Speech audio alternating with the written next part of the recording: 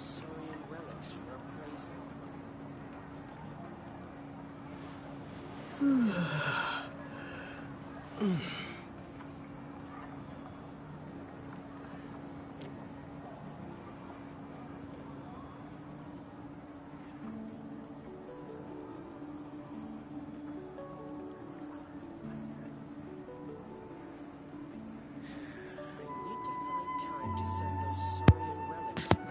Gamers and YouTubers, hello again, Jyran giving you all the 2.0, and I am back with another Genshin Impact video / live stream.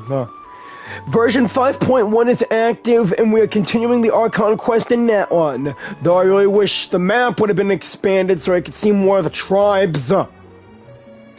Anyways. Yeah. Anyways, yeah. Let's get things started, shall we? I see. Thank you so much. The Adventurers Guild has been overwhelmed these days. No worries at all.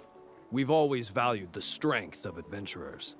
Given the current situation, it's vital that we all work together. Since we're facing the same enemies, I'll send you the intel we've collected on the Abyss so far. Then we can take a look at how to coordinate our efforts. All right. Thank you so much. Hi, Catherine. It's us. Got any new commissions? Anything we can do to help repel the Abyss and Natlan? You two have come just in time. I've got some good news. The Pyro Archon has finished assembling her forces and stationed them all across Natlan. Given how the Abyss has ramped up its activities lately, we can no longer afford to act only after receiving news of an invasion. So the Pyro Archon suggested that the Scions of the Canopy and the Adventurers Guild focus on collecting and disseminating intel. That way, we can stay informed of everything that's happening across the land. Right. Once we receive word of enemy activity, we can notify the nearest camp and the stationed forces can take immediate action. That'll lead to a faster response time. Yes, precisely. This should also allow us to focus on gathering information, rather than running around and trying to tackle everything at once. So please also take a chance to relax, you two. You've been working hard these days, and this will be a good opportunity for some well-deserved rest. Right. So that's the plan. Whew, we can finally stop and take a break. But the threat of the Abyss is still far from over, Paimon. Paimon knows that. It's not like Paimon just wanted to lay here and do nothing. The movements of the Abyss are always unpredictable. There have also been times when it suddenly became more active in the past. The people here generally see it as something like an acute natural disaster. Once the disaster is over, everyone will return to their normal lives. We just all hope that day will be sooner rather than later. Oh, right. Most people have no idea just how bad the situation has gotten in the Night Kingdom. I also hope the day of peace will come soon as well. Hey, Kachina! Oh, hey, Kachina! Are you feeling better now? Okay, what the heck is going on? Alright. And I remember about Kachina's voice actor being in the hospital. Just to explain why her voice hasn't been added.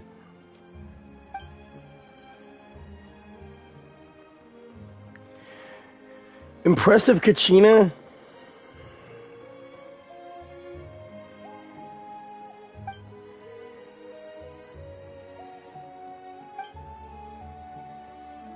Wow, so we'll finally get to meet Shilonen, the legendary forger of ancient names.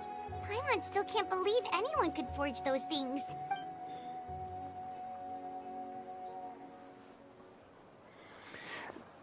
I sort of had the feeling that you and Shilone are related, Kachina, since you said you have two sisters.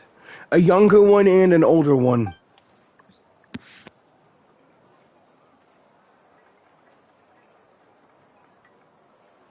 Then we should probably thank her when we meet her.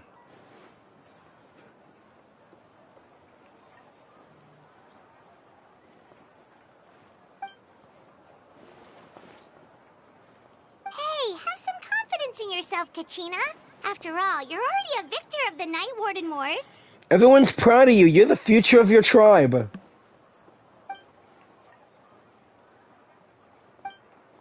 Hey, don't be like that. Beyond the smoke and mirrors.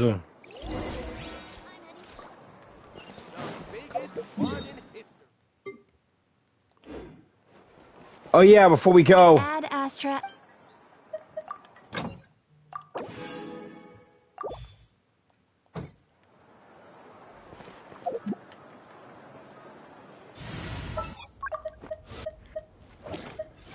Deal. Deal. I'm in. Another chance to learn from you. Hey guys, how's it going? Yeah, I got Shalonen. I originally wanted to get the new 4-star weapons on the wish screen, but all of a sudden I immediately got her weapon on the first pull. Then 20 pulls on her banner, I immediately got her. Just my freaking luck. And where was that when I was trying to get Kenichi Muawani? Kept getting freaking Kuchings and other 5-star weps. Where's that sort of luck when I want to get a character I really love, huh? But once I try and get to know her, maybe I'll try and like her. Is it time to go? Ad Astra. Thank you for completing today's commissions.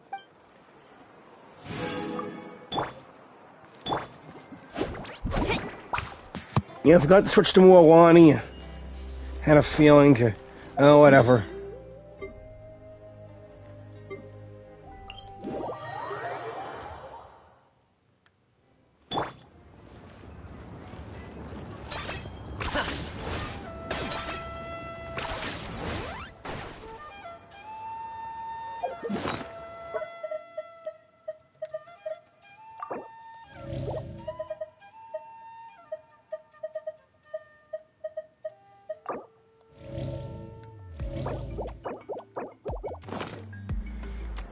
There she is.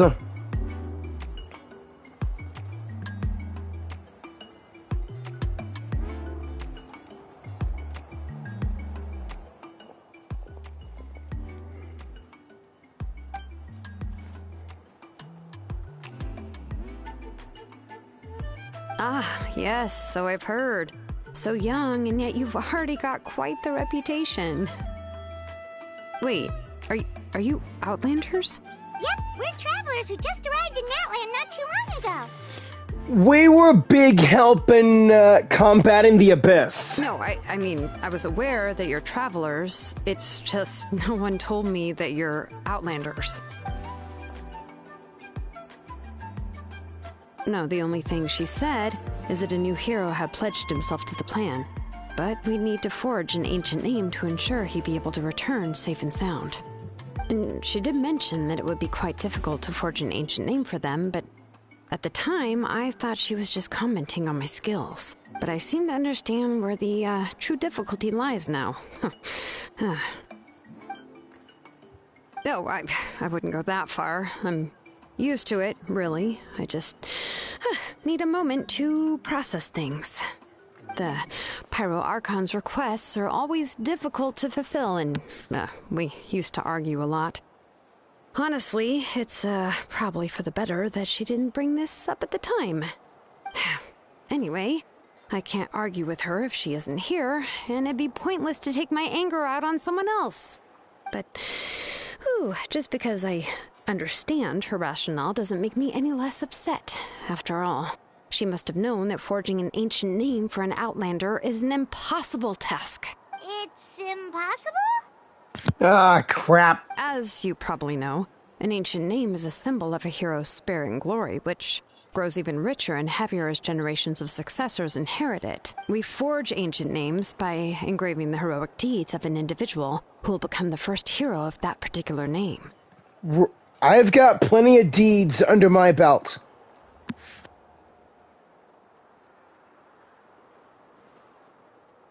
But they were all performed outside of Natlan, correct? Ah, crap. Yeah, that's right. Then those deeds haven't been recorded by the Night Kingdom.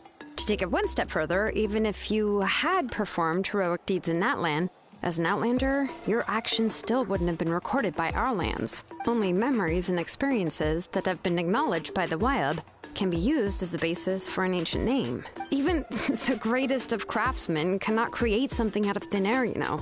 That's just how it is. Trust me, I know. Seems the Wyab don't want just anyone to get a name, huh?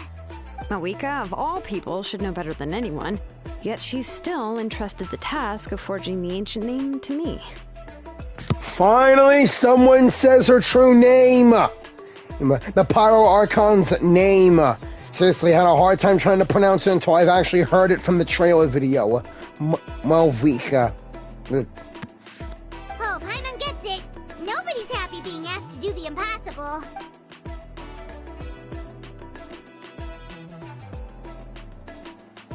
Ugh, don't remind me. Let's just focus on how we can pull this off. How to achieve the impossible. You mean you're already willing to accept the task? Well, what else can I do? What's happened is already done, and it's not like I can outright defy the order of my Archon. If she gave me this order, then she believes the ancient name is an indispensable part of her plan, and that I'll be able to find a way to make it happen. In other words, the order is an affirmation of my abilities. Whoa, not only has she accepted the task, but now she's looking for silver linings? Maybe that's just how she and the Archon trust each other, you know?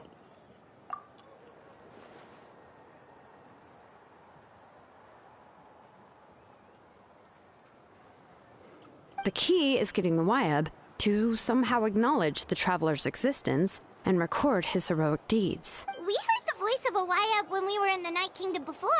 We even had a whole conversation with her. We went in to rescue Kachina.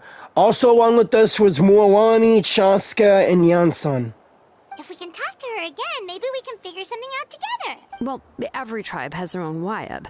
How do we know if the one you met is indeed the best one for us to talk to? Plus, considering the unprecedented nature of this situation, I have a feeling that the acknowledgement of one Wyab alone would probably not be enough. Would we need to gain the acknowledgement of all 6 Wyabs? How can I do that when the other 3 tribes haven't even been unlocked yet? By the freaking creators! I don't know. That requires a level of knowledge that I do not possess. We need to find a consultant who's an expert on all things Night Kingdom and Wyab. The first person who comes to mind is Lali at the Masters of the Nightwind. The one we call Granny Eats Talit. Oh, we've heard that name before.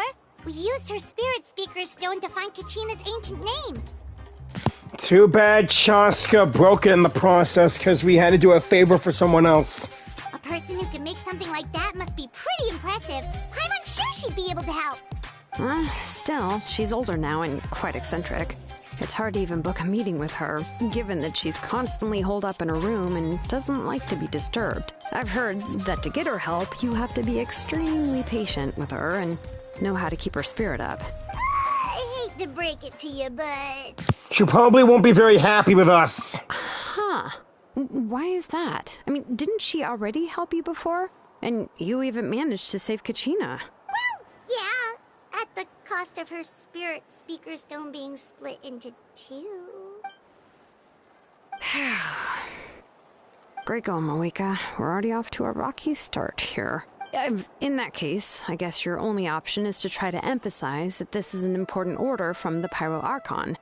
Hopefully, Lali would still want to show respect to the Archon. I'll also write you a letter on your behalf. If you can find someone to deliver it and mention some good things about you, then that should help too.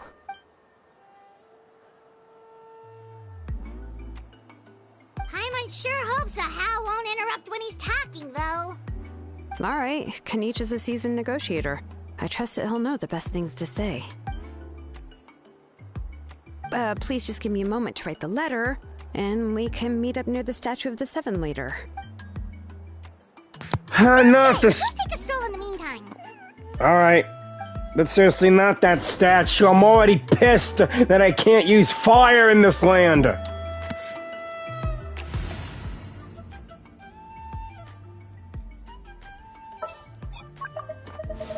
Just what will we come across this time?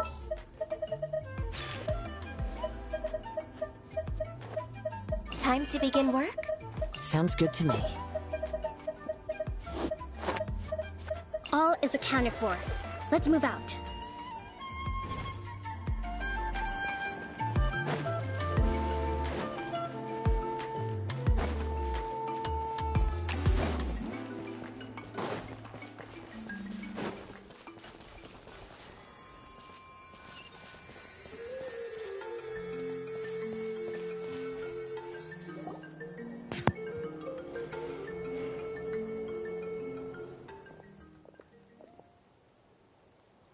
Seriously, even Kanich.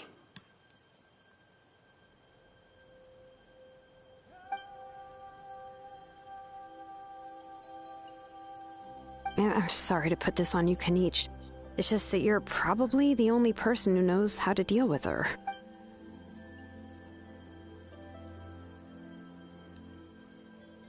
Oh, wait, so Kachina and the Traveler also know about the plan?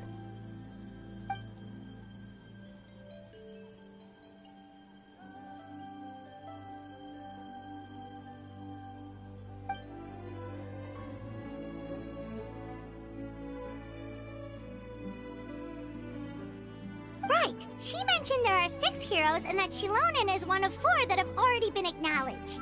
Oh, well, then I suppose there's no need to keep any secrets between us. Having companions walk by your side is perhaps the best solace when facing such a bleak reality.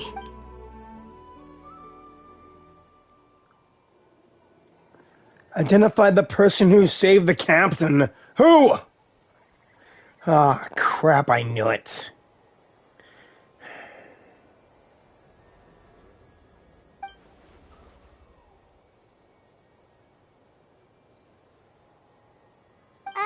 Seat Lolly knows him too?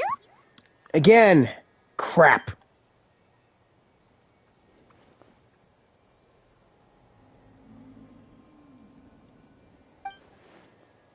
Given how the Masters of the Nightwind love to babble about dreams and revelations, they're already a pretty strange bunch to most. I've never met Auroran, but if they consider him the odd one, he's got to be pretty far out there.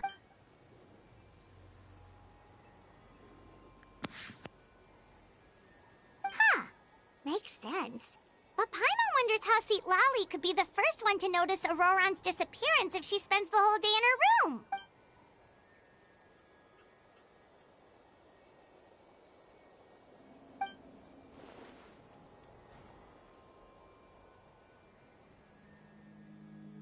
Oh, so if I'm following, you mean we'll help her investigate Auroran and the captain's whereabouts?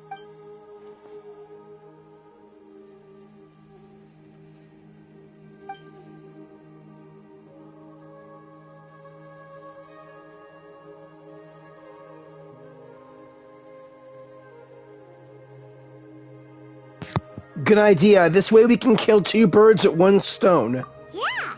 Plus, we kinda owe her one anyway to make up for breaking the spirit speakers down. Again, Chaska broke it, not us. Ah, this is a pretty well thought out plan. As expected of Mollypo Kanich. Turn fire. Then, yeah, I'll leave my letter to you. Let's hope Seat Lolly can meet at the stadium in 2 days.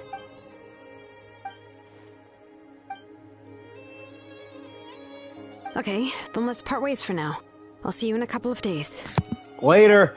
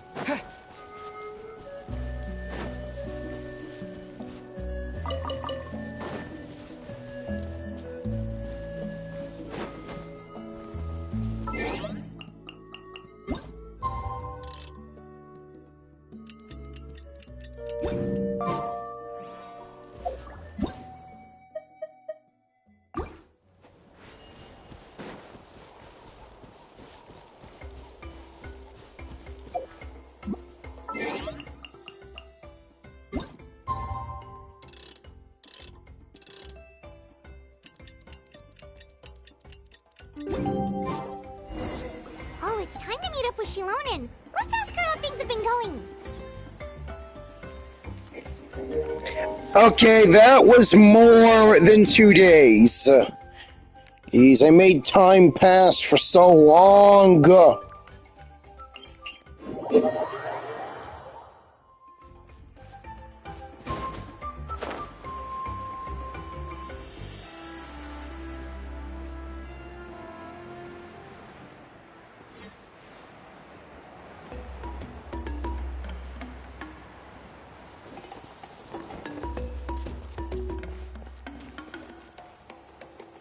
Hey, Shilonen, how's everything going? Oh, hi, Traveler and Paimon. I have bad news. Seat Lolly did not reply to our request, although I suppose I'm not too surprised. Huh? You mean she didn't even bother to give Kenichi a response? Guess she really does have quite the ego then.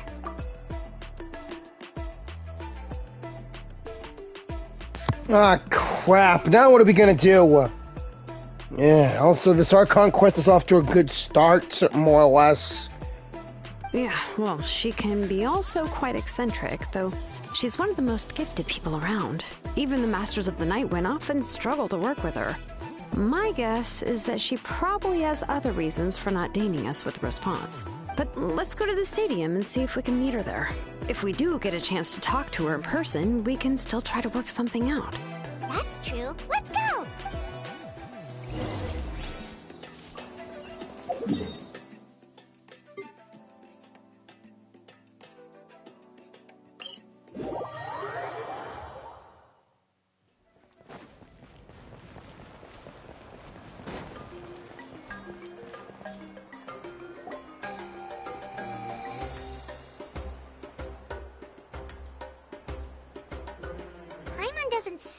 everybody.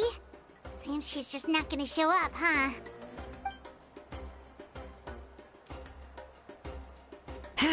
Well, we tried to be as considerate as we could, but she's under no obligation to help.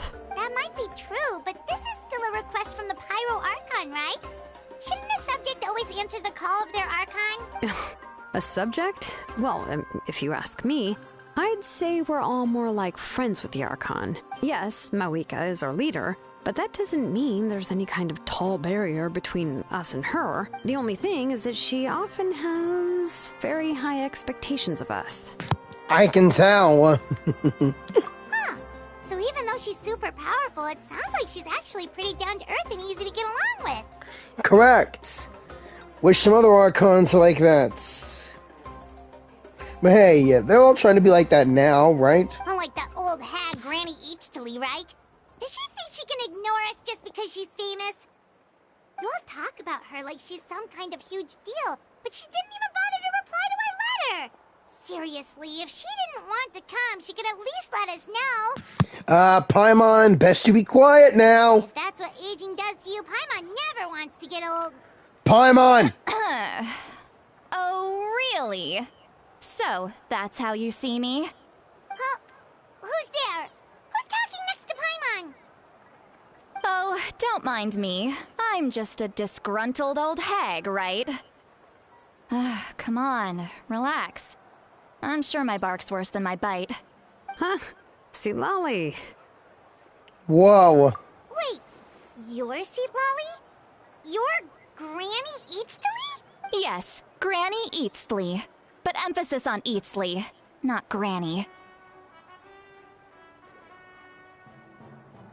You must know this trope from light novels, surely. They use it all the time. The young man who's actually the oldest person in the room.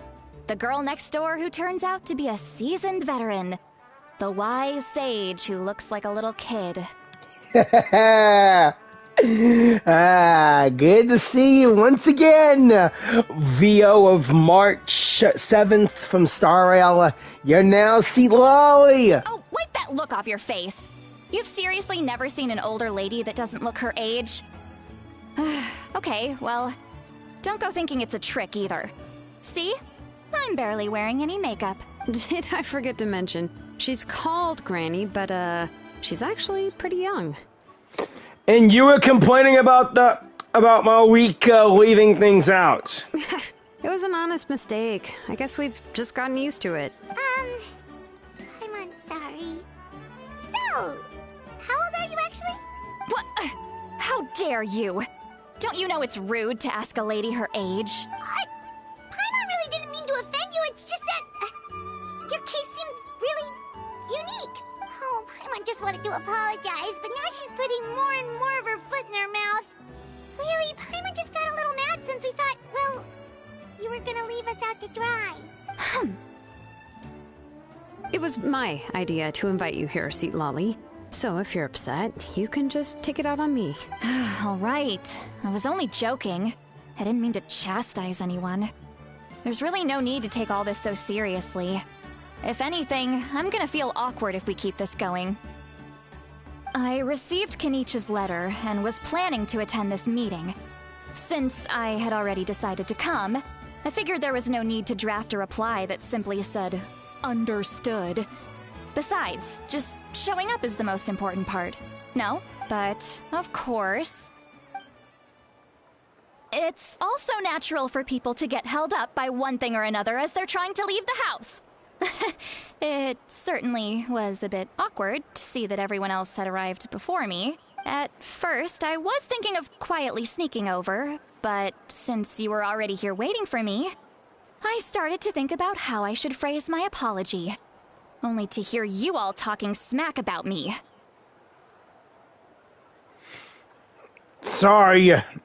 I wasn't saying anything. It was all Paimon, though. Anyway, that's the whole story. Honestly, it's not like I owed you an explanation anyway.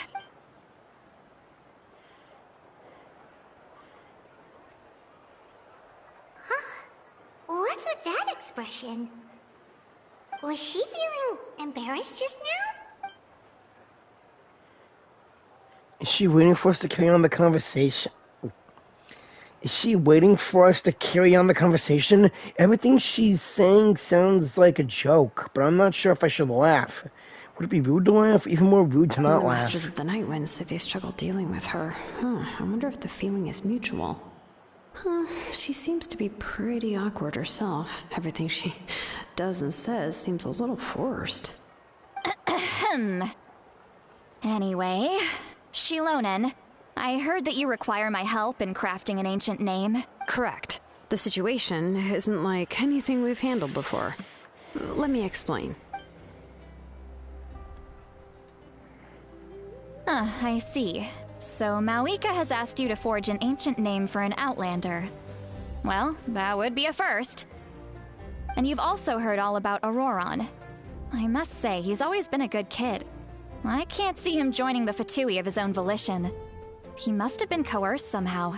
We'll know once we find him. Yeah, that's what we came here to ask you. We'll help bring Auroron back if you help us solve the problems of forging the ancient name.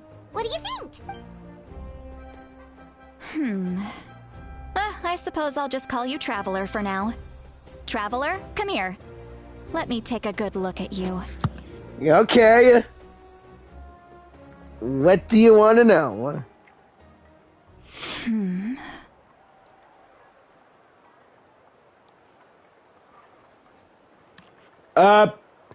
See, Lolly, what are you seeing? Wealth leads to unending conflicts between people. Yet you alone transcend the value of gold. Baleful thunder and wrathful waves bring terror to mortal hearts. Yet, again and again, you've braved them to find new worlds. A weary yet free soul, even the most verdant leaf in the forest, will pray for your happiness and safe passage. Excuse me, what was all that supposed to mean? Those are all the things that I could see in you. You've experienced far more than even most mortals could dream of. You possess the heart of a sincere hero, along with the conviction to lift a torch above your head and walk headlong into the night. Huh? Don't move. There's something here. Huh? What thing? Don't scare Paimon. Is the Traveler gonna be okay? Shoo! What was that? That should do it. You've just returned from the Night Kingdom, so some fragments of souls were still stuck to your body. No need to worry. I've just cleared out the last of them. Isn't that kinda like having part of a ghost come back with you? Paimon, don't. It's nothing as serious as that. If left unattended, the most it could do is stir up some chaos in your mind, and generally worsen your mood. Well, in that case, better to get rid of them. Thank you. It was nothing. Shilonen, let's follow your proposal. Once you've brought Auroron back, I'll take you to see the Lord of the Night. The Lord of the Night? But don't we need to talk to the Wyab of the tribes? Something this important is beyond their jurisdiction. Only the Lord of the Night can decide whether we can grant an ancient name to one who does not hail from our lands. The Lord of the Night is an ancient entity that rules over the entire Night Kingdom, constantly borrowing the power of the sacred flame to combat corrosion from the abyss. Oh, so you're basically saying it's even more powerful than the Wyab of the tribes. Well, that sort of makes sense, being the lord of the entire Night Kingdom and all. Not exactly. It's not so much that one's more powerful than the other. But never mind. That's not important. It would take too much time to explain. Just listen carefully to what I'm about to tell you. The Lord of the Night is currently in a deep slumber, and we can only communicate with its consciousness while in a trance. In other words, in a dream. Right. But I will need to prepare a few more things if we are to hold a ceremony to achieve the state of the trance. I'll make a list. Can any of you get everything for me? I can go. It'll probably be a long list, so better leave it to someone who knows all the local vendors. Sounds good. Then we'll go with St. Lolly to track down Auroron. Phew, the Fatui are nothing to scoff at, so please, be careful during your investigation. If you need any help, just come find me. We kicked the Fatui's ass so many times, this won't be a problem. Yep, we'll be sure to play it safe.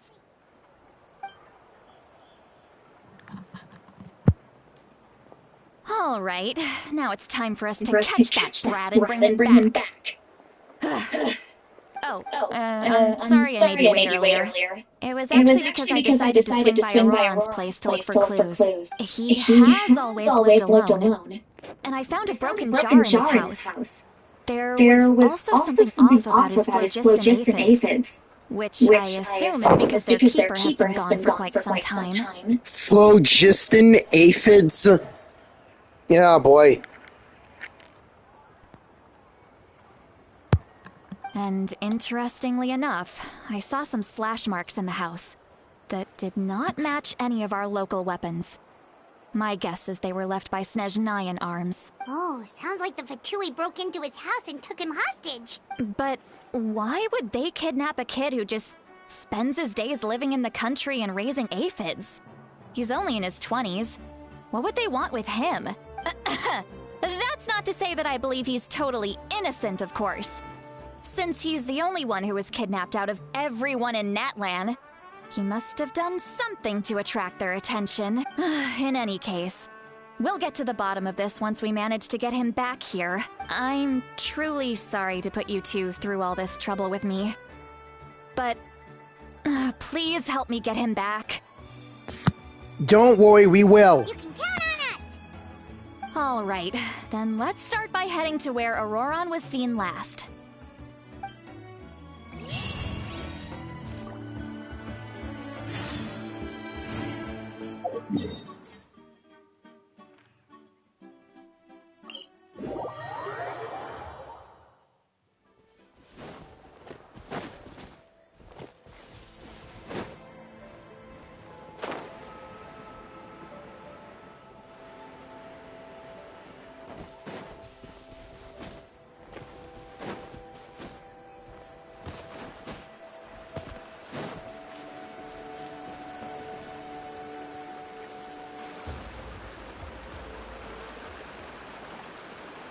This is the spot.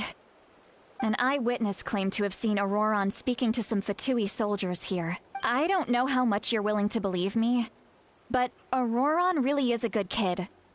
I see no reason why he'd suddenly get involved with a Fatui. I'm convinced that what the witnesses saw was actually the Fatui coercing him, or perhaps trying to extract information. However, I doubt anyone would believe me, given there are no signs of a fight. Didn't Kanich say that she's a big name in Natlan? Feels kinda weird to see her so frustrated and helpless like this. Can you tell us a little bit more about Auroran? Auroran? Well, he was left at the side of the road as an infant, and the people of the tribe took him in. You could say that everyone had a hand in raising him. He learned a lot from us, and once he reached adulthood, he built himself a house out in the countryside. He spends most of his days growing vegetables and raising aphids, living off of what he harvests from the garden. He's always been such a good kid. He would even get his friends to deliver whole bags of fresh produce to my place. If that's all there is to him, then he really doesn't sound like a bad person, huh? Oh well, let's keep looking. He can answer all of our questions once we find him. He's been raising phlogiston aphids for a long time, and since they were disturbed, they secreted a special type of phlogiston. We can use that substance to track his movements. Let's follow the phlogiston trail. Huh? What trail? Paimon doesn't see anything.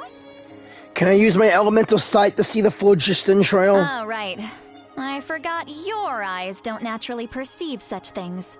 Here, give me your hand. Okay.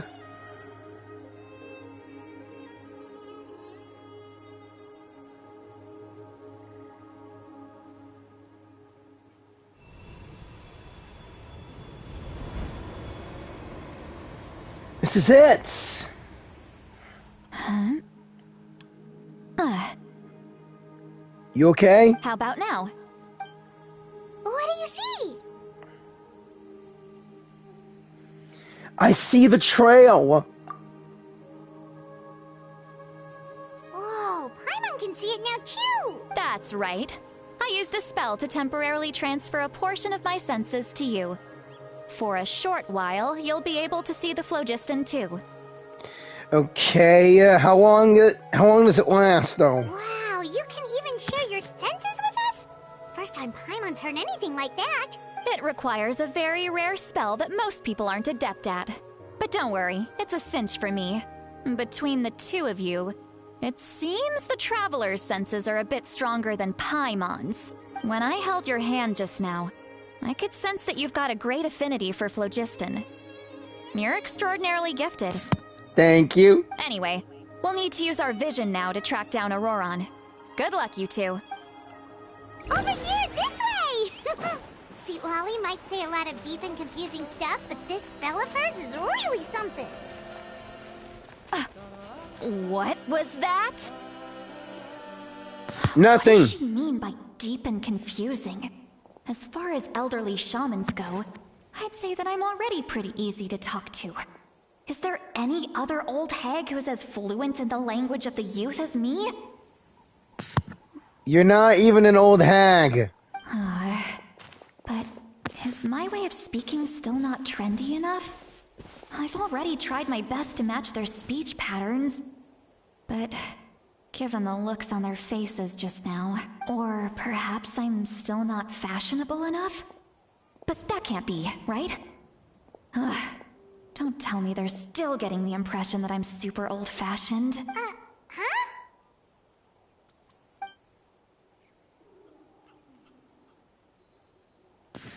I think I just heard a voice. Wait, but it wasn't with my ears. Was it all in my mind? Was that Seat Lolly's voice?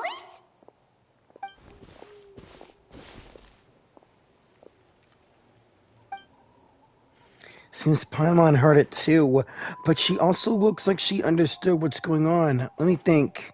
It's just be a side effect of the spell she used. Now that I think about it, it's a good thing I found some helpers this time. Some things are best done with the help of friends. So we can hear her thoughts So we can now hear her thoughts through telepathy. Wow, this is amazing. Something like this can only happen with Sea Lolly. Oh? They appear to be feeling quite confident. Looks like our work will go smoothly. You bet. Just leave it to us. Yeah. Let's keep it moving. Hey, looks like there's a new camp over there. Yep. Judging by Paimon's experience as a guide, it definitely looks like people set up camp here. Wait. The phlogiston here is a bit odd. Let me see. Paimon sees a small shape here. Could it be some sort of symbol? This is a distress signal for the Masters of the Night Wind. Only someone from our tribe would recognize it. So Auroron was indeed being threatened. We've got to find him. Fast. Leaving such a subtle mark implies that he was trying to be discreet. In other words, he was probably under the Fatui's watch. If they notice us, we can just charge in and fight them to the death. But what if my darling grandson is also there? I can't have him caught in the crossfire. Grandson? No, I've got to be careful. Otherwise he'd get hit as well. How annoying. No, I've got to stay calm and keep my composure.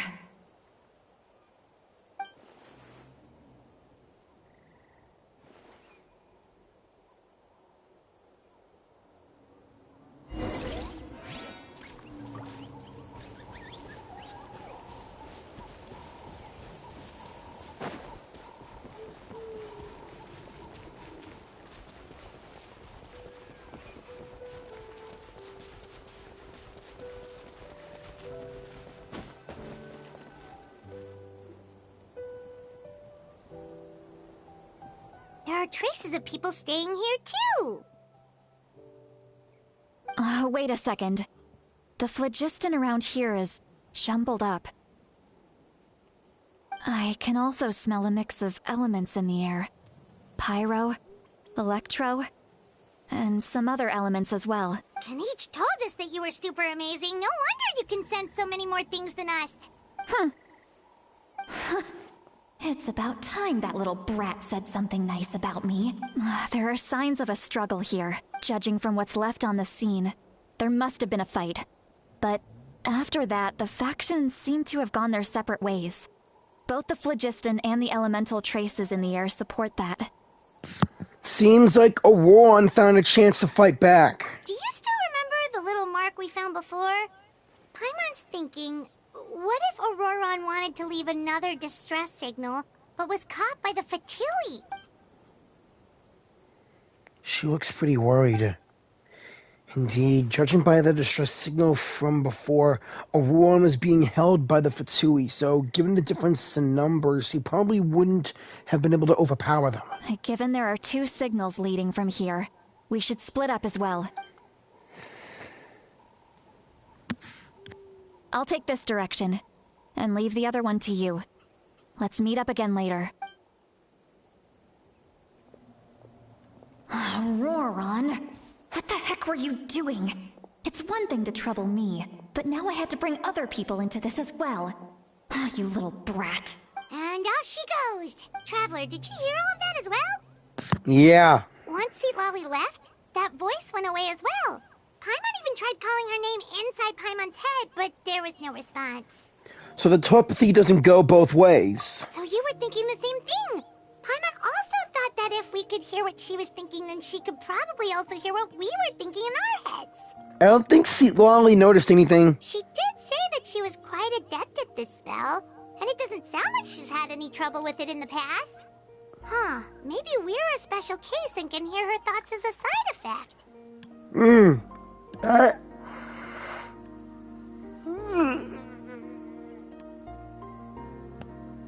That is a possibility, yeah. If you think about it, she's really got a lively inner world. It paints quite a different picture from Paimon's first impression of her.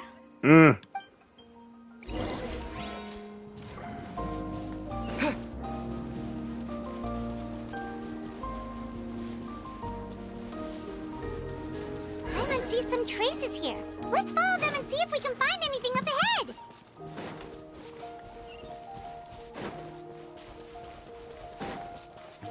Man, back to where I first teleported to start this whole thing.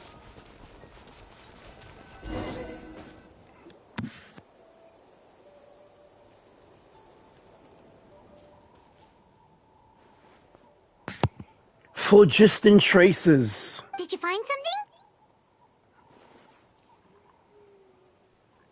I found traces of phlogiston, but the trail ends here. Huh. So we can't tell where Auroron might have gone from here. That's weird. The phlogiston trail suddenly stops. We can't make anything of these footprints either. But he can't have just evaporated into thin air, right? We know he wasn't alone. He had all those Fatui with him. Paimon's right. This is all extremely strange. Also... So, you can hear the sounds of the wind from beneath the earth. Who said that?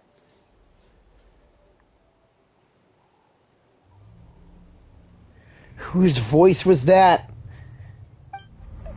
What the heck?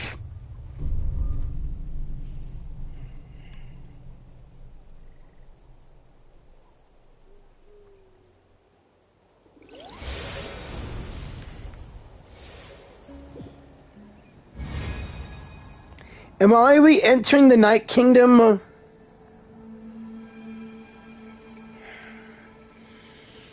I'm back in the Night Kingdom. But how? It's him! I'm very sorry, but please do not move. I have no desire to hurt you. Auroron! I apologize that our first meeting has to take place like this. It's just that you're much like one of those animals with ears that perk up as soon as it senses danger in their environment. And given your combat proficiency, I would not have been able to gain an advantage over you if you were anywhere else in the world. However, you're now in the Night Kingdom, a familiar domain to the masters of the Night Wind. Hello, traveler. I'm Auroron, the one you've been searching for. But what does this mean? Have you escaped the Fatui's custody? Ah, the Fatui's custody. I see. So even Granny has told you that I was coerced by the Fatui. I'm afraid you've been brought here by a lie. Like a false omen in the lingering smoke. What? My friend and I only left those traces to lure you here. Deceiving you was never our true intent, however. It was simply the fastest and most feasible way for us to set up a meeting. The captain! Greetings, traveler from afar. Stay away from me! Be careful with this traveler. His soul is temporarily restrained by us, and it appears to have become more fragile in the process. It's taking all my concentration to hold on to him. It was I who tasked Auroron with leaving the traces to lead you here, and I who used the Master's ritual to bring your soul to the Night Kingdom. So you are working together? What do you want? I've heard much about you from the past encounters you've had with my colleagues. Given the present situation in Natlan, I would like to sincerely request a formal meeting with you, in person. Actually, forget it. Go to hell and burn there. I will use the opportunity to explain my goals and motivations to you, as well as why I mistrust Malwika, the Pyro Archon. I believe there is little reason for you to blindly follow her plan. If you would like to hear our intel, then find us to the east of the stadium. But remember, not a word of this to anyone. I would like to avoid any further conflict. Okay, why am I agreeing with you? I'd rather fight you to the death! I want to kill you right now, like I wanted to kill Arlecchino! You will see me again once you return to reality. No matter what I say, please, help me keep this a secret. This is all to avoid dragging Granny into this conflict.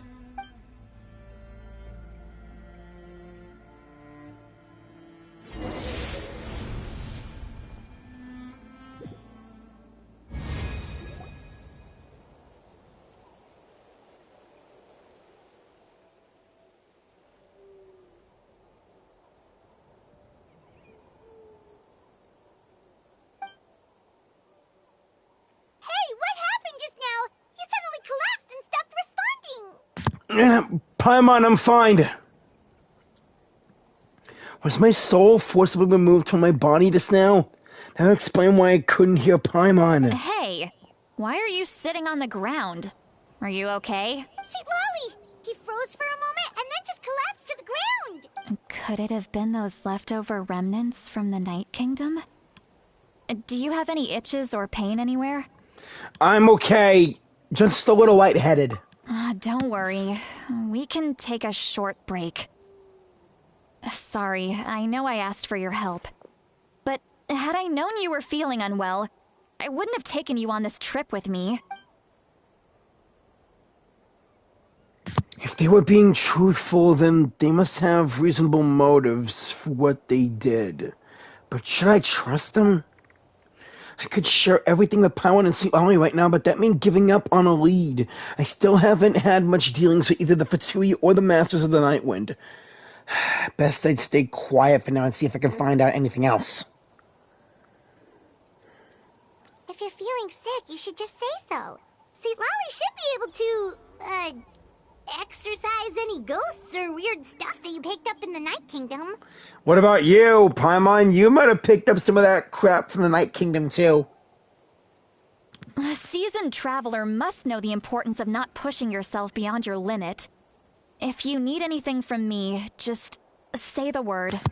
Thanks, everyone. I'm feeling fine now, honest. In any case, let's take a bit more time to rest now.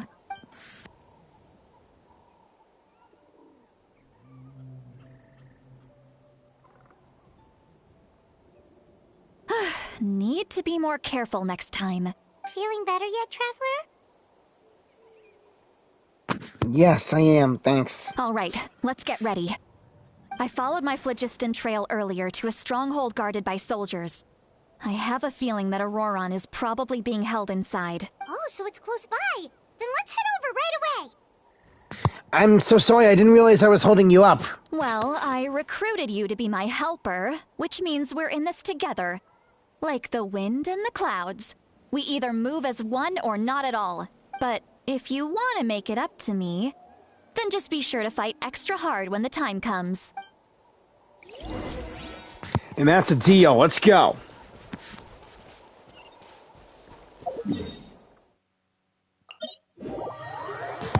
Wait, the Fatui camp up ahead where they had that phlogiston harvester?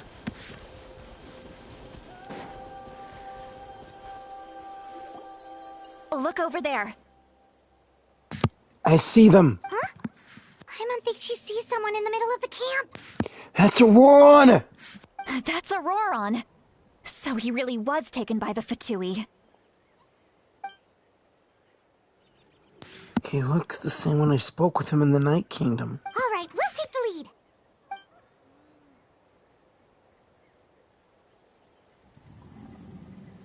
lead. Hey, quit daydreaming. Don't you have work to do? I cannot see the sun. What? Without the sun, I cannot see the truth. You are currently blocking the light, so I must beseech you to move aside. Huh? Okay, Mr. Philosopher. That's enough mumbo-jumbo. Wow. I'm going to rip that guy's head right off. See, Lolly's struggling to control her temper now. Too bad you're not playable yet, so you can't rip a Fatui agent's head off. Are you ready? Let's go kick their butts. Right. On my count. 3, 2, 1! You're still trying to resist? You've got no idea who you're up against. No touching. As one with wind and cloud. Lightning flash!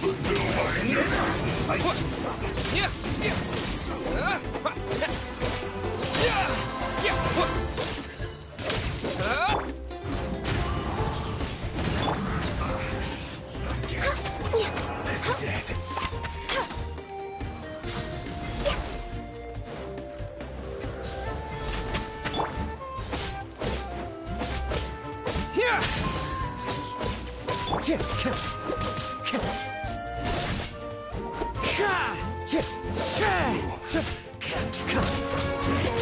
Allow me.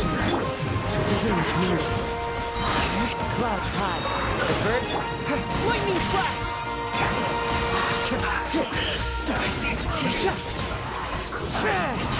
Miscalculated. Auroron! Hey, you okay? Granny! Paimon knows she's called Granny Eats to Leave, but it's still kind of weird hearing someone actually call her Granny. And greetings to you too, Gramps. Gramps! What did you just call him? Gramps? Is that not right? You're Granny's friend, are you not? You seem to be approximately the same age as her, so I figured you've got to be Gramps. SMH, man, SMH. How many times have I told you? It doesn't work like that. There are a lot of people who look about the same age as me. You can't go around calling everyone Gramps or Granny. Oh, wait. He's not a child, is he? Don't tell Paimon he's one of those people who look like an adult but are actually only 8 or 9 years old. Oh, your words have pierced my heart like a thorned vine. Given how hard those thorns are to remove, I may just need to find a pair of tweezers. Why are you so upset? You can just say yes or no. Of course I'm not a child. It's just, Granny always taught me to show gratitude where it's due. And since the Masters of the Night Wind raised me collectively, I basically see everyone above a certain age as an elder I should look up to. The way he talks definitely changed, but it doesn't feel like he's putting on an act.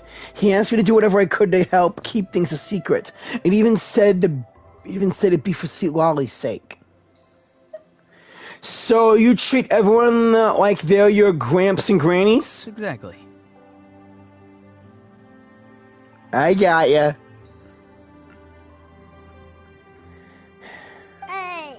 But if you keep that Yeah. And do you think saying all of this is gonna save you from a scolding, Auroron? Haven't I told you 100 times since you were a kid? Heed the 3 warnings.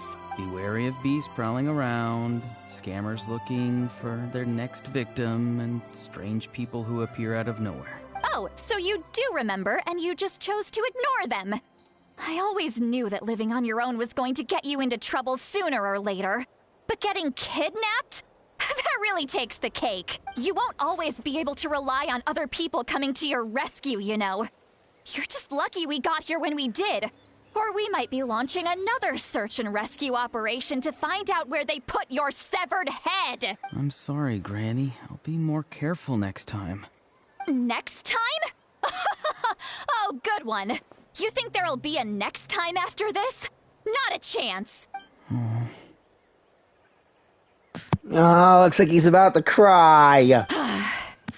They didn't hurt you, did they? No, they just asked me a lot of questions about Natlan's terrain and made me draw a map of the ley line distribution. Okay, now answer me honestly. Were you the one who helped the captain escape after his battle with the Pyro Archon? Yes. So why did you do it? Because they said they would need my help from there on out. They also said that if I refused, they'd just come to you, Granny, and they'd already figured out a way to make you do their bidding. Hey! I'm no ordinary Granny! Would they really dare to come after me? And you! Did the gods give you a brain just for you to not use it? Did you really believe everything they said at face value, and not stop to think? Sure, she's no ordinary granny. She's a petite, young granny. Thankfully, the Pyro Archon only asked that we find the mysterious individual from the Masters of the Night Wind, and didn't slap your name on a wanted poster. Don't think for a second that she doesn't know what's happening. Even if the truth that you see will soon manifest into reality, there is still no need to preemptively panic. Have you forgotten the words that I've taught you? I'm sorry. Ugh, forget it. We can submit the details of this camp and the defeated Fatui as evidence of your innocence. Let's clean this place up and get back to the city. Auroron, you better remember this lesson well and seriously reflect on your actions. Also, once we return to the city, come to the speaker's chamber with me. I'll need you to explain everything. Sounds good. Should I bring some of my homegrown vegetables as well? Your vegetables? Yes. I grow a lot of fresh produce in my garden. I hope the Pyro Archon won't be too picky about the selection. Now's not the time to be thinking about that. If you do come face to face with the Pyro Archon, the first thing you should do is... recite the 3 warnings. Huh? No! You should emphasize that you were not in cahoots with the Fatui! How exactly did the Masters raise this guy? Don't look at me, I don't know jack. Oh, right.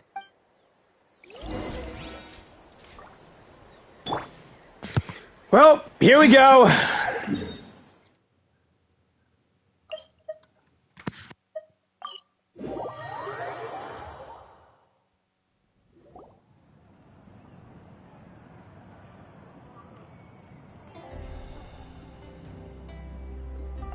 I see. So Auroron came to the captain's rescue because he promised to help him in exchange for Citlali's safety. That's right. I'm sorry. Now that you know Auroron was only trying to protect another member of his tribe, could I ask you to petition the Pyro Archon for her forgiveness? We'll give her a full report. We'll let you know once she's reached a decision. Will I need to stay here? Technically, yes. But if Miss Citlali is willing to serve as your guarantor, then we can release you from custody. Sure. I'd be happy to do that. I don't have any more time to waste here. I still have other things to do. Understood. Thank you very much. Mr. Auroron, please report back to the Speaker's chamber as soon as you've received notice of the Archon's decision. I understand. Thank you. And thank you too, Granny. Well, at least you won't need to hide your face anymore. Traveler, Paimon, thank you very much for your help. And don't worry, I haven't forgotten about my side of the deal. Once Auroron is settled, I'll go talk to Shilonen and get started on forging an ancient name for you. Oh, thank you. I'll be counting on you. You scratch my back, I scratch yours. It's as good as done. You can just go twiddle your thumbs or something while you wait for the good news. Bye for now. Come with me, Auroron. We've got to find you a place to stay for the night. There's the Weary Inn. This new grandson of mine is way too polite.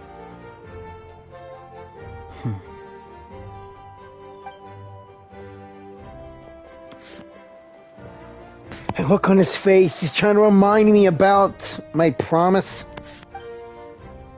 He doesn't strike me as a liar. Had I not seen everything for myself, I'd have never guessed that he could have done so much work behind Wally's back. What does he really want? We're finally done. Alright, it's time to find some grub. Paimon, there's something I need to tell you. Huh? What is it, Traveler? I need to tell you something, but promise me you'll keep it a secret. What? That captain? Keep your voice down! Please! Sorry. Paimon just didn't see that coming. So you really saw him in the Night Kingdom? And he didn't attack you? Yes! Oh, that Auroron. What is he up to? He sounded earnest enough just now. Paimon would have never guessed anything was happening. All that stuff about protecting Seat Lally and being forced to help the Fatui, when he's actually been a willing accomplice all along. I'm still not completely sure. We need more information. Yeah, you're right. Still, Paimon appreciates you telling her about this. Paimon will support your choice no matter what, so if you want to go, we can go together. Thank you, partner. Now let's go. We still have another whole day before the meeting, so we'll just meet with them when the time comes.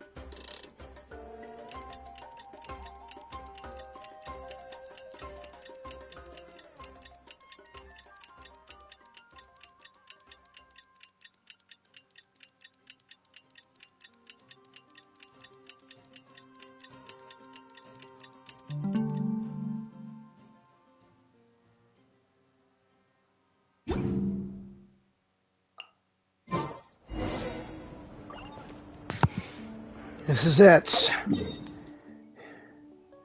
I have no idea what the captain's up to, but I'm ready for him. And if he does try anything funny, I have 3 of his Harbinger friends who will fight by my side. My best bud, Tartaglia. Keep your eyes wide open.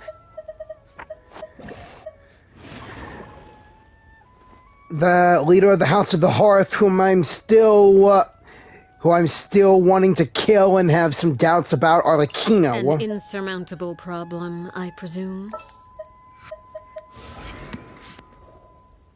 And the jerk face still, Scaramouche. This had better be important.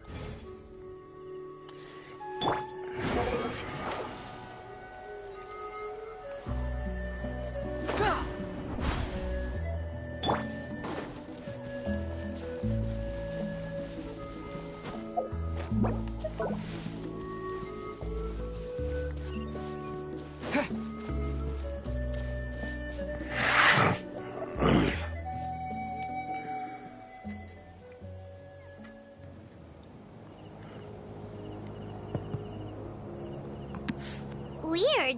Paimon doesn't see anyone. Oh, please don't let this be a trap. Who knows? Hey! I see you there! What was that? Paimon, it's Auroron. Relax. Good evening. Nice to see you again. It's you. You shouldn't pop up from behind people like that. What are you, a ghost? I'm terribly sorry. It's just a force of habit. Ugh, and what's with you apologizing all the time? You sound so polite and honest, but you're actually doing shady stuff behind people's backs. You're right. Granny tells me that too. Huh. Come to think of it, you remind me of her. Sometimes you two sound really similar, you know. Oh, so you're gonna call Paimon Granny too now? Well, I could. Let's get straight to the point. What's the purpose of this meeting?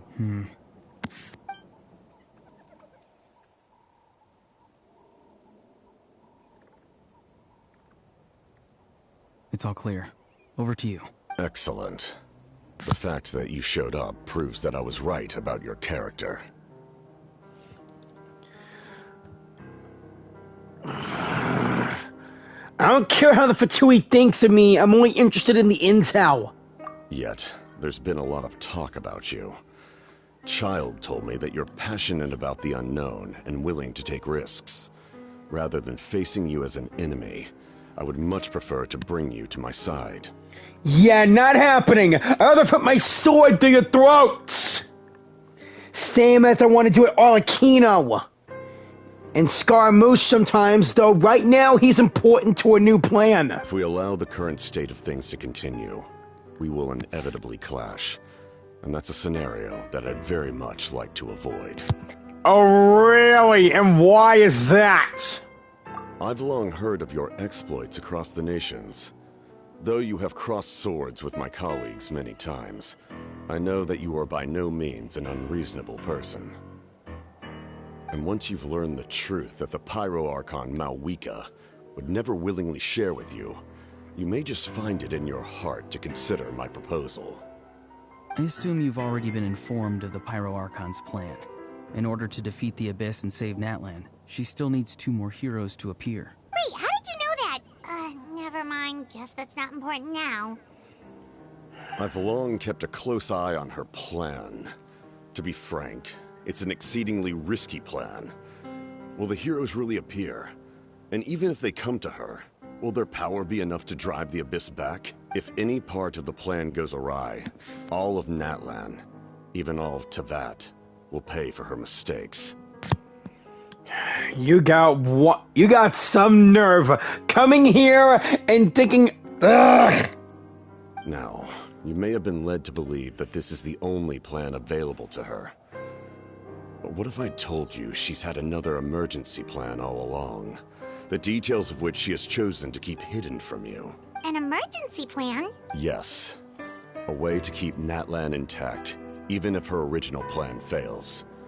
But given the painful cost of its execution, she has chosen to keep it as a mere backup plan. Whether this stems from hesitation, fear, or even naivete, I cannot say. But Natlan cannot afford to wait until she comes to her senses. What makes Natlan so important to you? All you guys are after are the Gnosis. My fear is that given the enormity of the decision, she will be reluctant to confront the dire reality we face until it is too late. There will be no time left to execute the backup plan, and all of Natlan will be lost to the Abyss. We have to make the decision for her, here and now. You're just speculating. Yeah, do you have any evidence for all this? Just telling us a bunch of scary stuff isn't enough, you know. Besides, wasn't it you who tried to seize the Gnosis for the Tsaritsa's plan? Yeah. Wait, by seizing the Gnosis and making a decision for her, Kurimi met the Gnosis. The Gnosis! It has something to do with the backup plan, right? I knew you'd be clever enough to see. That's right. I did not seek the Gnosis for the Tsaritsa. Since I was defeated in battle, I must put to rest my thoughts about the Gnosis. But even so, my desire to save Natlan remains unchanged. Really? You want to save Natlan? Yeah, right. What are you, a former Natlan who just turned Fatui? And now, I have found a new way to solve the crisis. We can implement it immediately if we reach an agreement. Someone's here. Of course. The captain disappeared. Something is rapidly approaching. Oh no. Something! Bad news, chump! It's your granny! See, Lolly? When did you get here? Whoa, you are fast! I knew something was amiss after we were separated. Hidden ceremonial tools, an unconscious traveler. I must say, I'm very curious about what you're up to. How dare you go behind our backs like this, Auroron? Colluding with the Fatui? Really? Oh, here we go again. Cat got your tongue, huh? You really think you can avoid a scolding just by staying quiet? I'm not trying to avoid anything. Oh, and now you're talking back. Well, go on then. Explain yourself. What the heck are you up to? I'm sorry, Granny. I feel so guilty. You! That's it! Where are my tools? I swear if I don't teach you a lesson right here and now, I'll... Wait, see, Lolly! Please, calm down.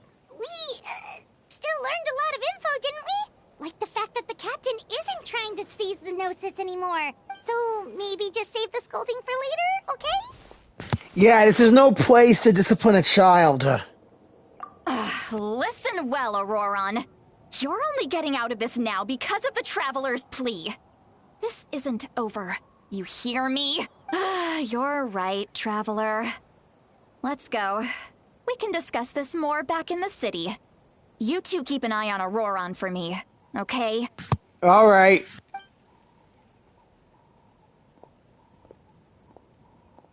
Our conversation with the captain was interrupted at the most crucial moment, but if Auroron's still here, maybe we can learn the rest from him.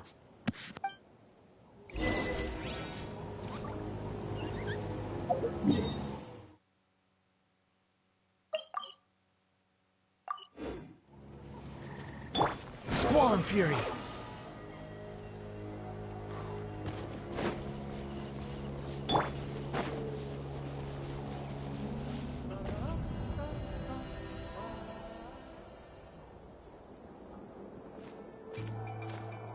In all my years, I've never had a child cause me so much grief.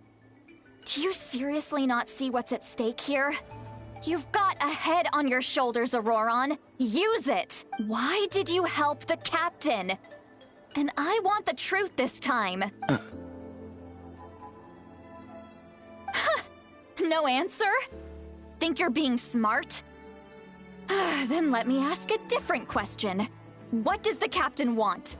What is his purpose in Natlan? Really? You're just going to stonewall me? Looks like Auroron has no intention to answer her. Just use your brain for a second. What do you possibly stand to gain by helping the captain? Only endless trouble awaits you and everyone in the tribe. You've always been a good kid. Why would you throw that all away now? If you're worried about something, just talk to me. Granny would much rather we had a conversation instead of constantly clashing like this.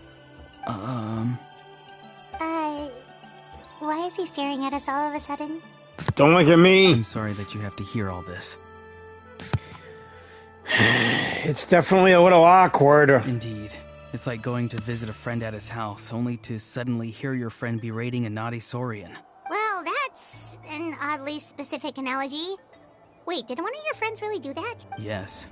And every time my friend scolded his Saurians, they would look at me the same way you're looking at me now. Helpless and embarrassed. Yeah. That's because you are helpless and embarrassed. But you're the one getting your head chewed off. Stop making this about us! Yeah. Indeed. You've got a point. Then please just hang in there for a little while longer. Granny should be done with her scolding session soon.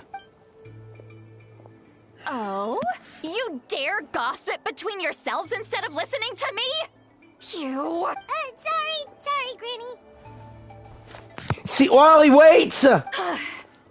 Sorry, Granny. Sorry, Granny. You know what? Fine. I'm perfectly aware that everything I say goes in one ear and out the other. You're all grown up now, so why would you listen to an old hag like me? How many times do I have to keep saying this? You're not an old hag! You say all the right things, but then you go and completely ignore me! Well, if that's how you're going to treat me, you can stop sending Aoife over to my place to deliver your stupid vegetables! I don't need anything from you! Who's Aoife? A delivery person? That's irrelevant. The point is, he hangs out with this kid, so he must be no good. You kids get to a certain age and suddenly act like you know it all. There's nothing I can say to get through to you. Auroron, if you're still thinking about that so-called duty, then please, just forget about it. The ley lines did not fall to this state because of you. And we've long closed the book on that incident. Seems they've started talking about some kind of tribal history. I'm starting to get lost. That's not it, Granny. There's something off about that voice. I know you tend to get down on yourself when you're upset, but I can tell I really hurt you this time. All I can say is I'm sorry. His voice. Auroron! Where have you gone? It sounds like he's somewhere super far away, but isn't he right here in front of us? I'm really sorry. It's up to all of us to do everything we can to save Natlan. So I've got to go. Hey! No! Get back here this instant! Auroron! What is this? Powder from plant spores? Is that the trick he used? What just happened? How was he able to suddenly get so far away like that? It's a trick of his. If you grind spores into a powder and spray it in the air, it can be manipulated to create an illusion. He pulled it off flawlessly. He must have put a lot of time into perfecting it. Don't tell me that's how he's been hunting in the fields these days. Couldn't he have picked up something more useful? Little brat. That's it. The next time we meet, I'm definitely going to break his legs. Whoa, that's a little extreme. But still, why does he feel like he needs to run from us? If his goal is also to protect Natlan, then can't we work together? He still doesn't want to tell us anything about his goals. I'm sorry for interrupting your conversation with them earlier. But even if you'd been able to hear them out, there's no guarantee you would have gained anything substantial. Auroron probably did everything he could to get away because he knew I'd get the truth out of him sooner or later. That brat. I swear. The captain probably has some sort of substantial plan, otherwise Auroron would have no reason to keep following him around. Meeting again is out of the cards for now, so it might be faster to just approach the Pyro Archon and confirm what the captain said. And also, I can tell that Auroron's stubbornness had hurt Sweet Lolly deeply. I need to find a way to comfort her. What was all about that? What was all that about Auroron's duty earlier? We've got quite a long walk back to the city. Let's take our time. It'll give me a moment to figure out how to explain all this. Right.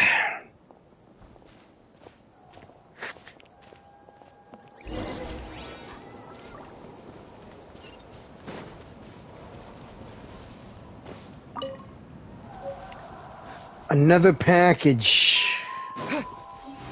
Guessing I better go and deliver this to the Scions of the Canopy.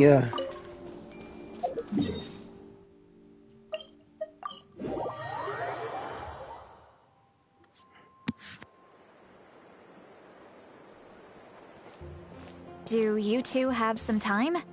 Feeling hungry? How about we get something to eat? All right, it's been a while since we last ate. Now that we can relax, Paimon just realized how hungry she is. Then let's go. We can find somewhere to sit down and talk. Food and drinks are on me. It's okay, we can cover our bill. Really? You're not gonna take her offer? That's right. See, Lolly has gotten a lot quieter since Auroron ran away. She seems to be having a hard time. He's right. We're seasoned adventurers, so we're more than capable of paying our own bill. Hey, come on now. You won't even let me take you out for some food and drinks? I just wanted to treat you to a meal. Are you sure? We can save you some more, Mora is the least of my concerns. Besides, we're definitely due a meal after all the time we've spent together. Let me get this one. I might be an old hag, but I like to think I'm not completely useless. Again, you're not an old hag. You're a sweet young lady, Sweet Lolly. Sure, that's fine with us, but Paimon doesn't want you to be sad, Sweet Lolly. Don't worry. I'm sure a juicy grilled steak will work wonders. Behold!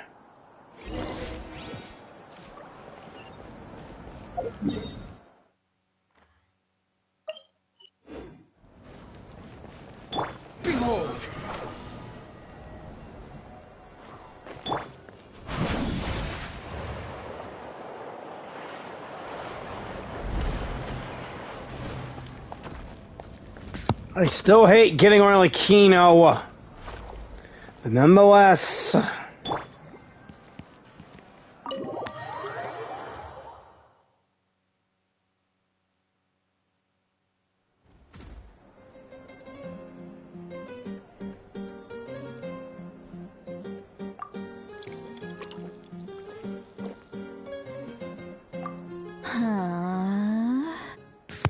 Ah, crap, she's drunk.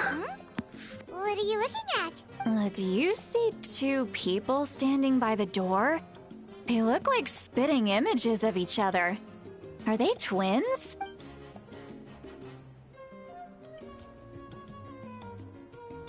But Paimon only sees one person there. She's drunk, Paimon. Huh? How could that be? I guess my mind isn't as sharp as it used to be.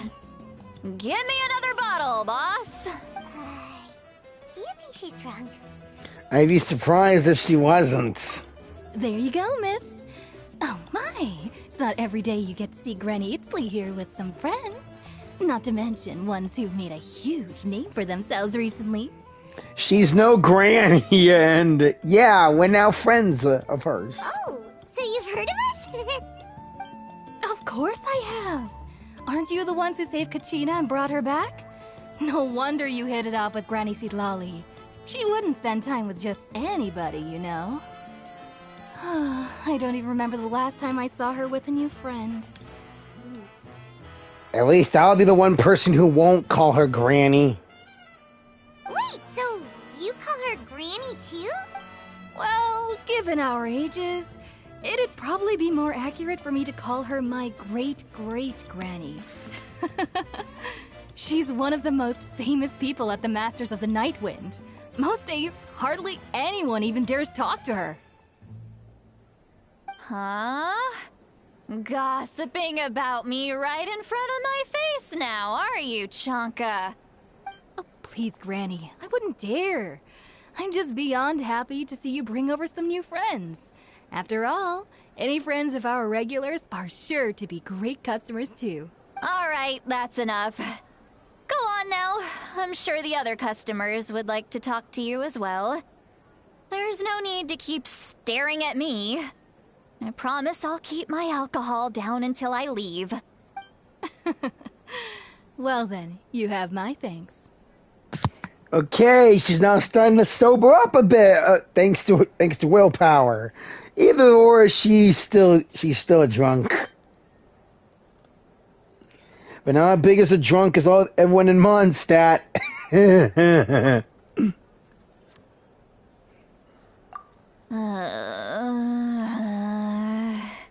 Yep, fully intoxicated now. I see the eyes. Lolly? See, Lolly? Please don't tell me she's passed out drunk. Who's that? You got some gall calling me by my first name. Let me guess. You want to test your skills against Granny Eatsley, don't ya? Quit calling yourself that and snap out of that, you stupid drunk. Are you still with us, Lolly? You're kinda talking to no one. Paimon, quick, splash some water in her face. You chumps come around here, picking fights with me? Well, you know what happens next. you lose, and then run off home to tell everyone about how I'm this big scary bully. It's always the same story. You brats start it, I finish it, and then I end up with the reputation of being some kind of terrible monster among the shamans. I mean, come on. Monster? Me? Really? What did I do to deserve that? Granny Seat Lolly, you're not a monster at all. Exactly. And while we're at it, I'm not some lazy slacker either. Between meditation, advising the chief, and speaking with the Wyab, I actually have a pretty packed schedule, you know.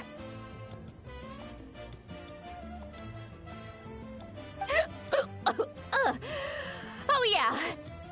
And I have to mentor all the new kids. Hey, new kid. Yeah, you. Who, me? Don't play dumb. Didn't I teach you how to find phlogiston? You see? I know my stuff. I'm a good teacher. You tell him. Thank you for all your teachings, ma'am. That's more like it. About dang time someone showed me a little respect. Yeah, Granny's a hard worker, all right. You can always rely on old Granny. Oh boy, please snap out of this. You're making me laugh, and I don't want to see you drunk, Seat Lolly, please.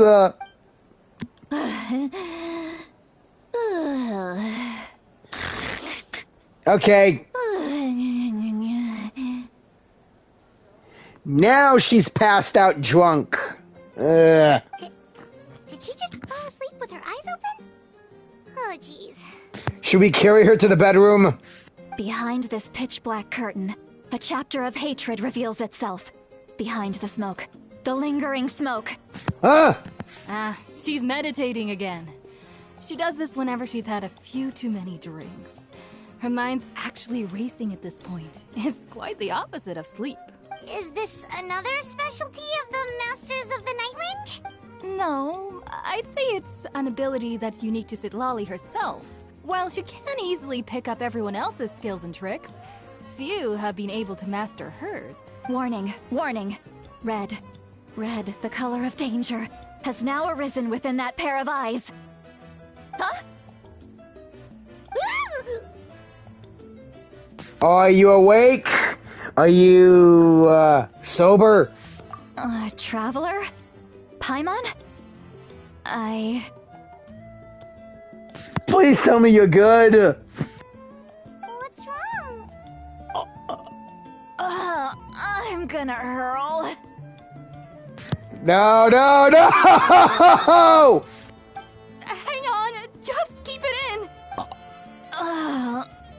Phew. Okay, it's passed. That was a close one. You had Paimon worried. Paimon really thought you were about to barf all over the table just now. How embarrassing.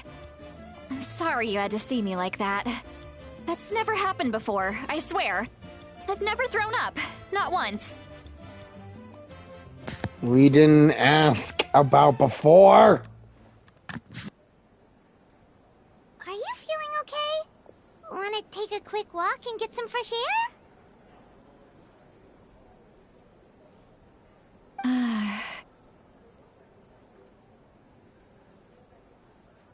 There's so much that I want to say, but I can't. I understand. Why not? Of course you can. Just say whatever's on your mind.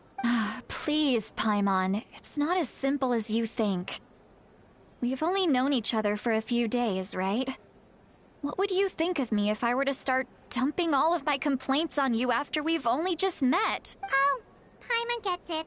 You're hoping that we wouldn't think less of you no matter what you're about to say. No, that wasn't my point at all. Seriously, don't you youngsters know anything about shame? I'm talking about shame. I've lived all these years and still can't get rid of it. Surely you know the feeling too? Actually, about that. Should we just tell her? Huh? Tell me what? Yeah, this is as good a time as any. Okay, sweet Lolly. Listen up and try not to get too upset.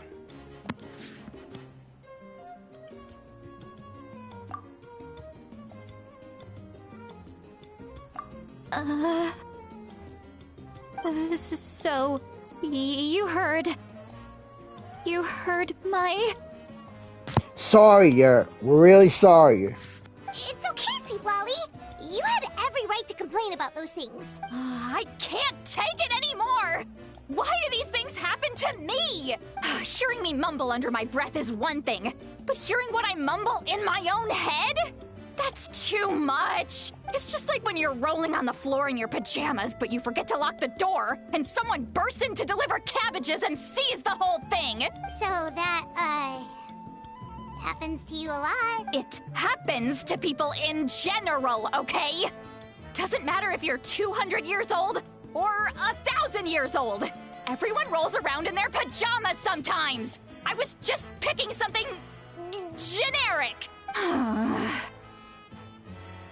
Are you okay? You look dejected.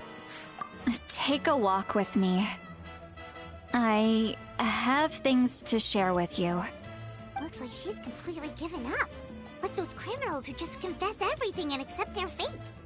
We should follow her just to make sure she doesn't do anything stupid, okay?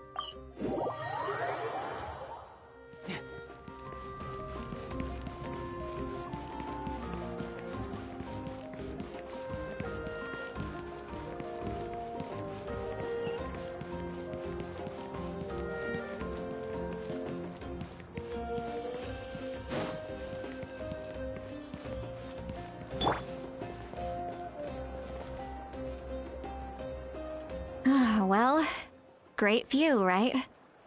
I love coming here by myself. It's an amazing view indeed. Wow, it's beautiful. Thank you for bringing us here. You're making me want to cry. Oh no, what do we do? Please don't cry.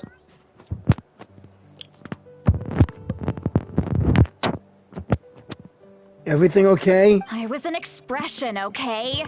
A figure of speech. I'm just... embarrassed. Here you are thanking me. Even after you helped me all this time. Let's just have a casual conversation. It's easiest that way. Really? You don't seem like the kind of person who keeps things casual. Well, I guess I used to be more of a stickler for the rules. And you're right.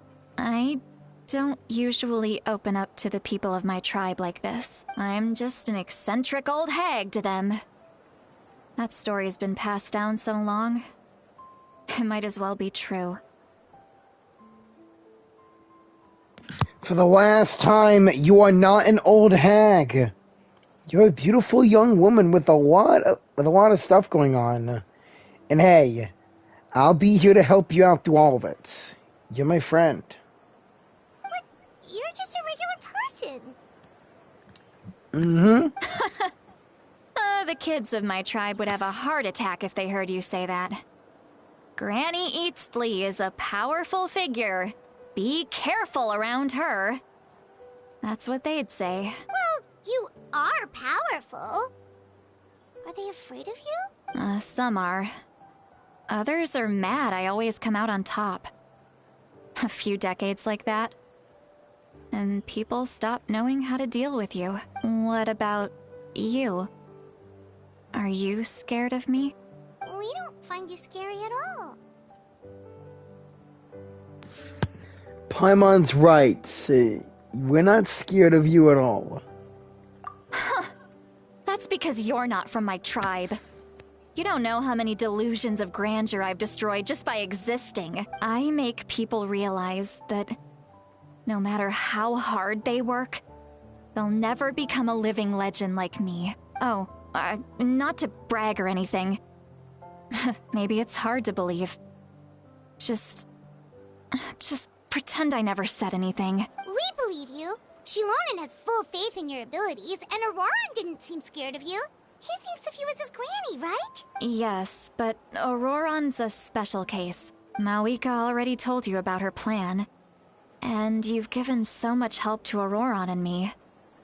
You deserve to learn the full truth. Auroran's not like other people. As I mentioned, he was abandoned as a child. Yeah, we were informed of that from you and him. The reason being, his soul is incomplete. The Masters of the Nightwind view this as a bad omen, capable of bringing about illness and misfortune. That can't be true. He seems like a cool guy. Aside from working with the Fatsui. No one knows who his parents were. He was just left on a rock in the wilderness. It's a miracle he wasn't devoured by some wild beast. The Masters of the Nightwind believe they can see human souls. And in Auroran's incomplete soul, they saw a possibility for Natlan. A possibility to turn Auroran into a vessel for lost souls. Whoa. The ceremony would allow lost souls to gather within him. Auroran would then be sent to the Night Kingdom to return the souls to their rightful place, strengthening the ley lines and completing the ceremony. Wow. Wait, that doesn't sound right. Sending a living person to the Night Kingdom, wouldn't it just kill him? Now, you see the problem. When damage occurs to the Night Kingdom, the souls held within disperse and remain adrift, unable to find a way back to the ley lines. This loss of souls damages the Night Kingdom even further. The ceremony can send back countless souls at once, which would benefit the Night Kingdom and the souls themselves. Of course, the vessel, Auroran, would be sacrificed in the process. I wasn't surprised the chief at the time came up with the plan. The ley lines were already in a terrible state. A suitable candidate for the ceremony appears, and now you have the chance to make things better. Of course you're going to take it. When the chief asked for my opinion, I didn't give my approval, but I didn't object either. So they went ahead with the ceremony. It failed, and Auroran escaped with his life. Pathetic, isn't it? By not objecting, I basically gave them the go-ahead. Maybe they didn't have my explicit approval, but it's not like I did the right thing. If the ceremony was successful, Auroran would probably be dead. Of course, in my tribe, death is rarely something to fear. But what kind of message would we be sending by sentencing a newborn to death? By using a human life as a tool? It's not right. So, when I learned the ceremony had failed, I was ashamed by my inaction, and absolutely relieved by the result. The plan was never a secret. Or, I guess I should say, there was no point to keeping it a secret. A simple investigation from Auroran would reveal everything. Everyone thought he would be happy he survived. And he never really said anything to the contrary. But just as I was about to put all of it behind me, he asks this question. Would Natlan have been saved if the ceremony succeeded? Wait, but it's not his fault. He knows that, but he still feels guilty. Auroron has a strong ability to perceive souls, more than any of us. He understands just how dire the situation with ley lines has become. Maybe he chose to work with the Fatui because he still thinks he owes a debt to Natlan. I can only imagine what they told him. Traveler, didn't the captain say he found a way to solve the crisis? Maybe that's what brought Auroron into this. Anyway, we can't just let things go on like this. We have to convince him to come back! Yeah, that should be our next step. Letting him come back to his family. Screw the captain. You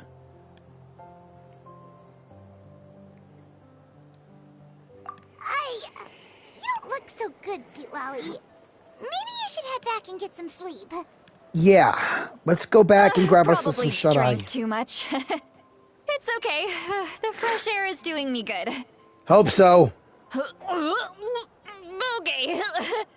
Forget that. I need to go home. I hit it a little too hard. Yeah, and don't worry, you don't have to do any of this alone. You've helped me so much already.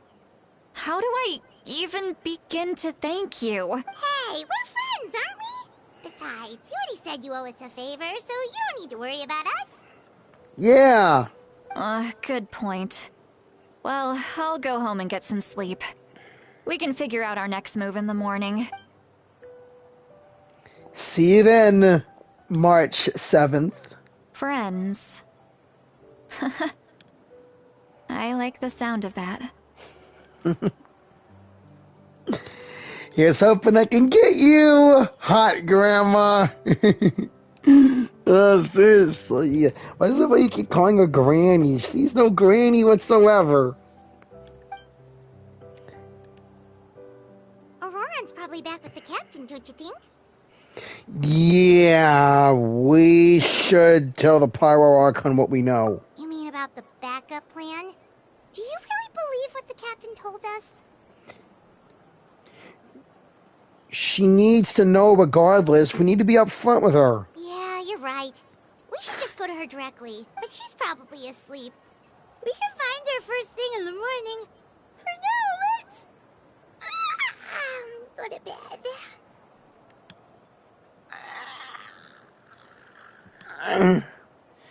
I'm with you, pal.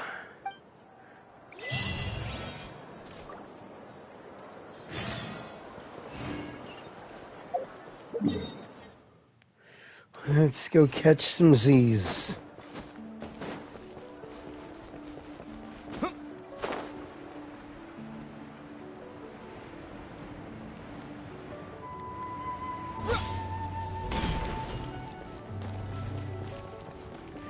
If only we would have gotten...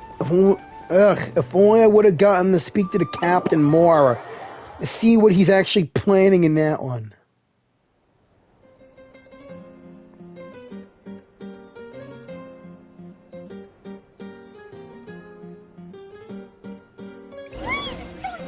Outside. Paimon still hasn't sleep. Well, guess we should see what's going on.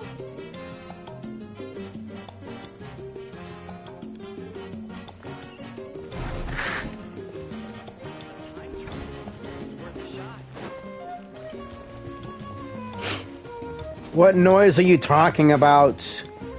I mean, I just hear the same music and all that. The inn is as busy as always.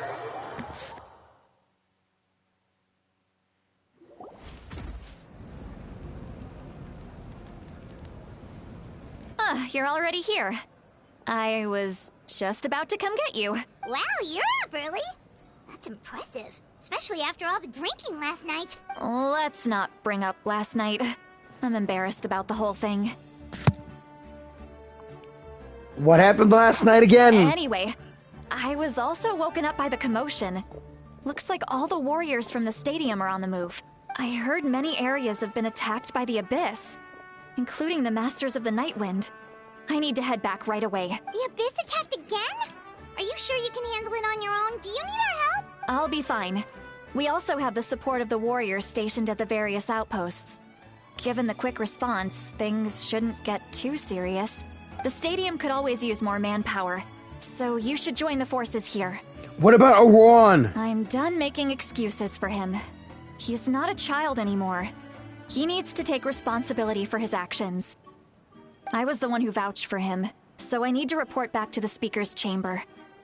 I'll accept however they choose to handle the situation, but I should be able to convince them to let me go back to my tribe first to deal with the attack.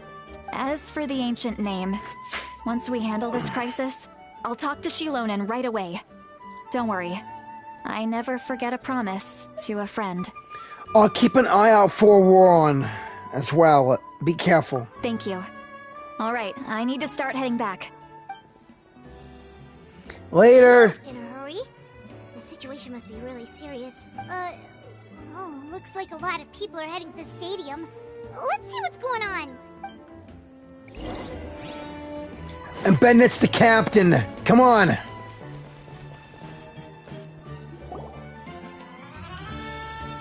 Morlani! Chaska! Traveler over here! Perfect. Our star Outlander has appeared. Morlani, Chaska, Jansan. Hey, I see Mawika up there. Oh, you're all here! But, what's with the whole star Outlander thing? Just my way of saying how awesome you are. We've got a real emergency on our hands, so this is the perfect time for you to show off your skills. Right. Alright, but can we get a quick rundown of the situation first? Please and thank you. The Abyss suddenly attacked the Collective of Plenty, the Masters of the Nightwind, the Children of Echoes, and a number of our camps and outposts in the wild. All at once? Yes, and the attacks are increasing in frequency. The tribes have plenty of defenses, so they're safe for now. But I can't say the same for the adventurers and merchants stuck in the wild. Chaska and I have been searching for survivors and treating the wounded. We just got back, but we need to head out again soon. I plan on heading back to the Collective of Plenty, just in case my tribe needs me. What about you, Mulani? Where are you gonna go? I'll go help the Children of Echoes. They're the closest, so I can start fighting right away. You're not in this alone. Let me help. What about you guys? We could go together. I need to talk to the Pyro Archon first. I learned a few things from the captain. Yeah, that does sound important. No worries. Just leave the Children of Echoes to us. Who knows? Maybe yours truly will have the Abyss on the run by the time you're finished. That would be pretty great, actually. I hope my tribe gets through okay. It'll be fine. Your tribe doesn't do all that bodybuilding for nothing. Let's part ways here for now. And most importantly, be careful, everyone. Oh, and some of us need to avoid getting contaminated by dangerous-looking substances. That will make my job a lot easier. Koichi, do we really have to do this now? It's alright. She's just looking out for everyone. Yeah. Besides, that's what a doctor does. And you two are sisters, so... Alright, let's hurry up and talk to the Pyro Archon so we can help the others.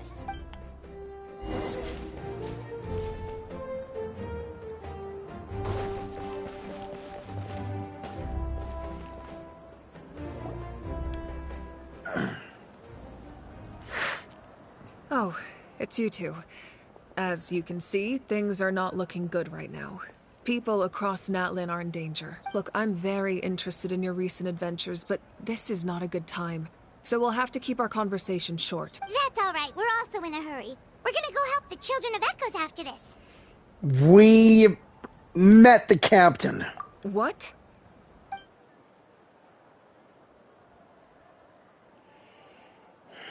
So he thinks my plan is too risky. He thinks I'm being stubborn. Well, is it true? Can the Gnosis do what he said? I shouldn't underestimate the Fatui's ability to gather intelligence. The Gnosis does have that function. But there's more to the story. I will answer you honestly, but you must help me keep this a secret. I can use the power of the Gnosis to save Natlan. But it comes at a heavy price. The Gnosis would drain all the souls and memories from the Night Kingdom and weave them into a giant net, which would surround the ley lines and protect them against abyssal corrosion. Wait, you can use souls to weave a net? But does that mean... Yes. It means sacrificing those souls in the process. Souls are just another form of life. The cruelty of this method is self-evident. The Night Kingdom not only houses the souls of the dead, but also our memories and legends. Using the Gnosis means converting all three into material for the net, erasing our history and culture. Even then, the net can still become corroded. If we cannot find a way to repair the damaged ley lines before that happens, then all those sacrifices are for nothing. Oh boy. Given the enormity of the price, it's a solution I refuse to consider right now. I want us to win, but I also care about how we win, and what that means for us in the end. Now, it's true, both plans come at a risk, but after weighing our options, this is our best bet. I'm surprised the Gnosis has this function. It doesn't sound like something an Archon would do. Natlan is unique among the nations of Teyvat. Given the ever-looming threat of the Abyss, the Pyro Archons had to account for the worst-case scenario. Having a contingency plan is our duty. Not just to the people of Natlan, but to all who live on this continent. Still, this has always been a well-kept secret. I'm very curious how the captain learned this information. Oh, one more thing? The captain said he found another way to solve the problem. Could be equally as extreme, though. Without the Gnosis, he should have no other option. But I see no reason for him to lie. Seems like our only path forward is to track him down, so he can answer that question for us. The Pyro Archon just shared an important secret with us, and she seems sincere. Figuring out the captain's supposed new way of saving Natlan is the key. Judging by your expression, you must have doubted me, even if just for a second. Okay, maybe a little. Not even a little! We would never... Wait, what are you talking about, Traveler? Just as expected. I appreciate your sincerity. Maybe it was out of caution, anxiety, or simple curiosity, but know this. No matter what, our goal remains the same. We both want to save the people of this land.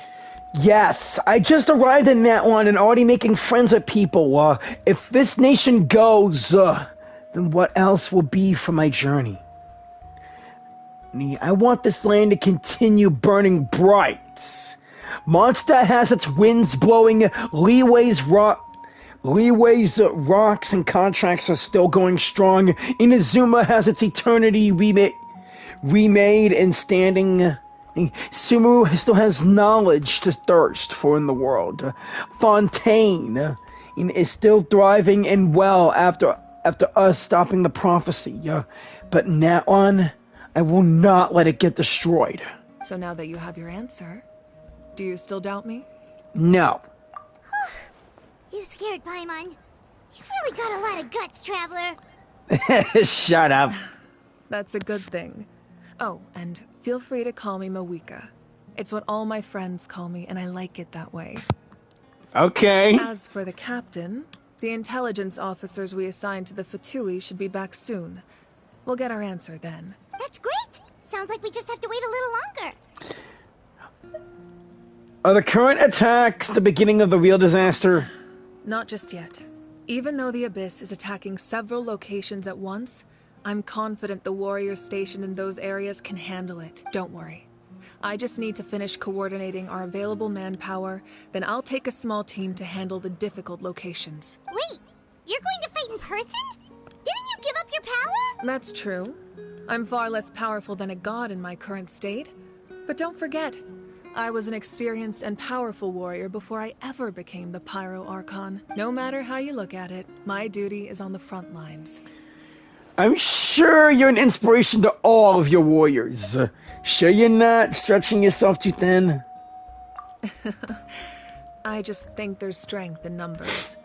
If the people feel emboldened, that's just a bonus. Anyway, even if we respond to these threats in time, It's not a permanent solution in the long run. I've considered moving my people to other nations, but given their close connection to the Night Kingdom, a forced evacuation would have devastating consequences. I've told the chiefs of each tribe to strengthen their defenses and advise people against leaving their settlements. Now, I just need to find the right time to disclose the true nature of the crisis to the people of Natlan. Paimon's a little worried about how people will react. I think a lot of people will join the fight. Everyone. Yes, but that won't be the only response. In any case, that's for me to worry about. I'll let you know when we have more information on the captain. Right. Alright, we should head out. Maybe we can join up with Milani. She can't be too far ahead. Yeah, let's go. Stay safe, Moika. No need to worry about me. No need to worry. I remember a friend who kept saying that line a lot. Well, that conversation didn't take so long. Let's move!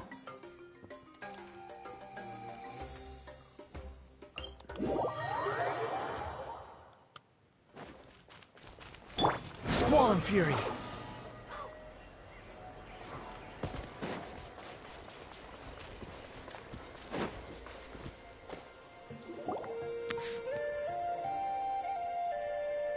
Quick, over here! To safety! Kachina, how many people do you have left? Seriously? Still What's the situation? There's a trapped caravan that needs our help. We need to rescue them as soon as possible. We'll go together.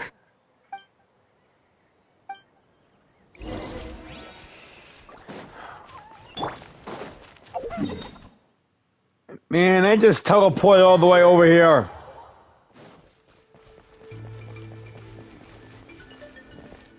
Rift Towns! Stay safe. We've got this. Why am I at the bottom?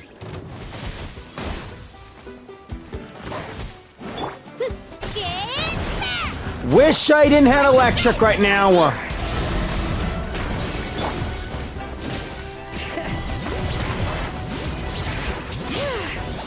Hear the echoes of the valley.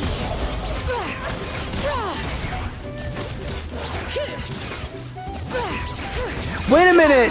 These guys are from Sumeru.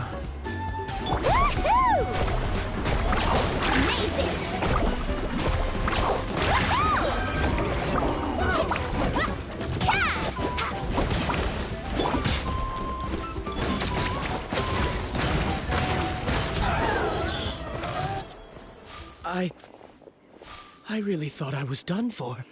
Don't worry, you guys are okay. I can't thank you enough. Don't worry about it. We're just glad you're okay.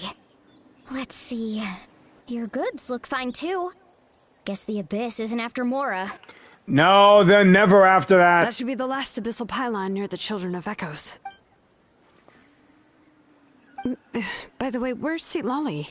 I thought she would come with you. The Masters of the Night Wind also got attacked, so she went back to help her tribe. She said we can deal with the ancient name later. Yeah, that makes sense. The attacks are more urgent. All right, this isn't a good place to talk. Let's head back to the tribe. Right. Sumeru merchants, stay safe. Once again. Wind rises.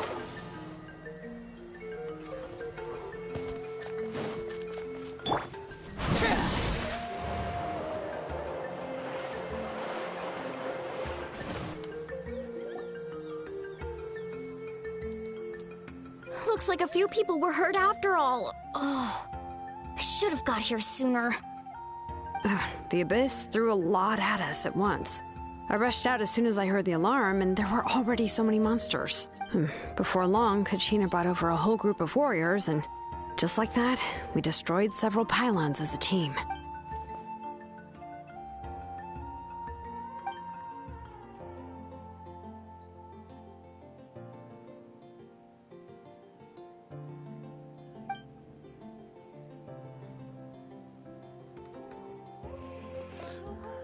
I don't mean to be negative, but the situation... I don't mean to be negative, but the situation is not looking good. You mean the situation in the Night Kingdom, right? Yeah, I feel the same way. We've managed to keep it a secret all this time, but more and more people are realizing something's wrong. It's impossible not to feel anxious when things are getting worse by the second, and all we can do is wait. That just means we need to buy the Pyro Archon more time. Keep pushing, everyone. Every battle is worth something. You really are an eternal optimist, Mualani. You always find a way to cheer people up. Isn't that kind of like in her ancient name? Thank you. I guess it's one of my better qualities. I learned a few things that you should know too. So, specifics aside, the Pyro Archon confirmed the Gnosis can resolve the crisis, but it comes at a huge price. And somehow the captain finds out about it, goes to fight the Pyro Archon, and calls her out for having a solution but refusing to use it. Honestly, if he has the same information as us, I can't really blame him.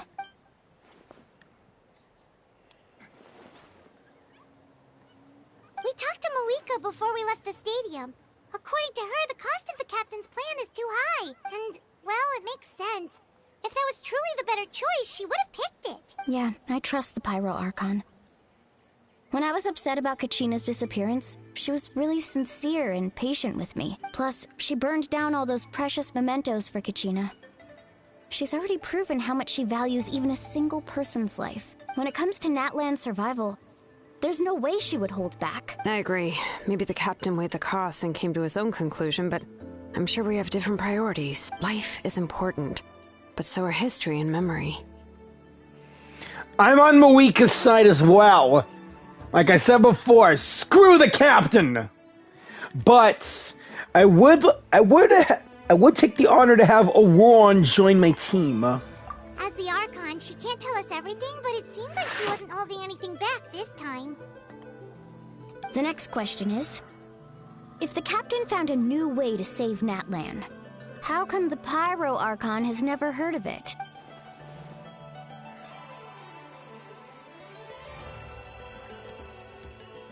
Yeah, that's a surprise to me too, Kachina. This is all super confusing.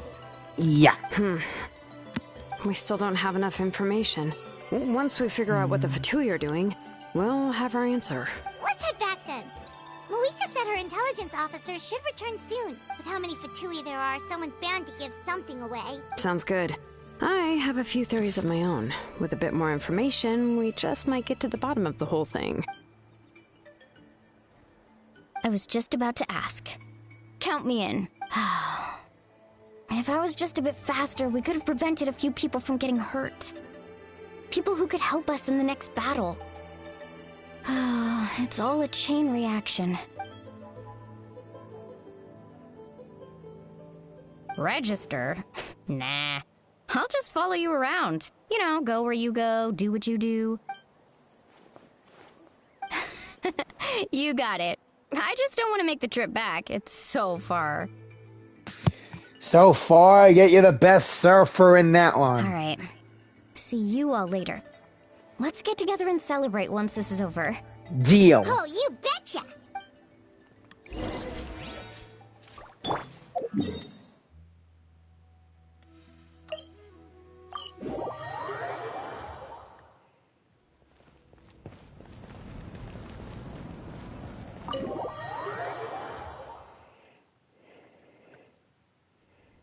Moika! Oh, Chatka and Koichi are here! Wait, are you okay, Koichi? I'm fine. No need to worry. They ran into the Fatui while out on a mission and decided to follow them. The Fatui? Wait, the Fatui wounded you? Calm down and let me explain.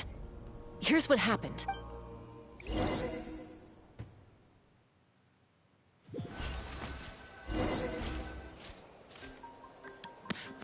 Watch out. It's the Fatui. Were they attacked by the Abyss? No, wait. It looks like they're protecting a group of travelers. Over there. Do you see? No way. They're working together to fight the abyssal the Abyssal Saurians. Hey, not cool. You're also burning your comrade there, Fire Guy. You're right. That's a traveling group from Natlan. Could they be trading for something? Let's keep observing for now. We're glad you're okay. Given the appearance of abyss monsters all over Natlan, you should cancel your journey and seek shelter at the stadium or one of the tribes. Thank you so much. I wish there was something we could give you. We don't expect anything in return. We were out on a mission and saw you being attacked. It was our decision to help. If you truly wish to repay the favor, you can keep this a secret. If anyone asks, just say you were saved by warriors from Natlan. Oh, okay. We can do that. But... We're not asking you to cover up our activities. We haven't done anything illegal. Our captain simply wishes to remain undisturbed. Nonetheless, the decision remains yours. If we wanted to keep you quiet, we would have employed a harsher method. Got it. We'll get going now. Did you hear that? They mentioned a captain. Isn't that who the Pyro Archon is looking for? Exactly. We could be onto something big. Still, there was no trade. They were just helping people in need. I didn't sense an ulterior motive. I mean, like I said, not everyone in the Fatui is a bad person. There's Tartaglia, and again, Arlecchino and Scaramouche are still in my medium slash want to kill. Plus, they did help some Fatui guys leave the chasm. Plus, there was some in the Golden Apple Archipelago I had to help. I didn't believe the captain when he said he wanted to save Natlan. But based on what we just saw, it's possible he was telling the truth. Maybe we've been wrong about the Fatui this whole time. It's too early to say. Let's follow them and see what's really going on.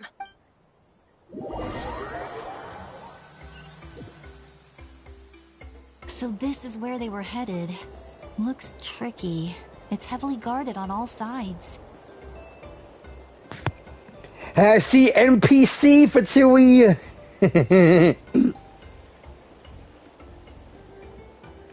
Just regular humans in those outfits and masks. Koichi, wait for me here.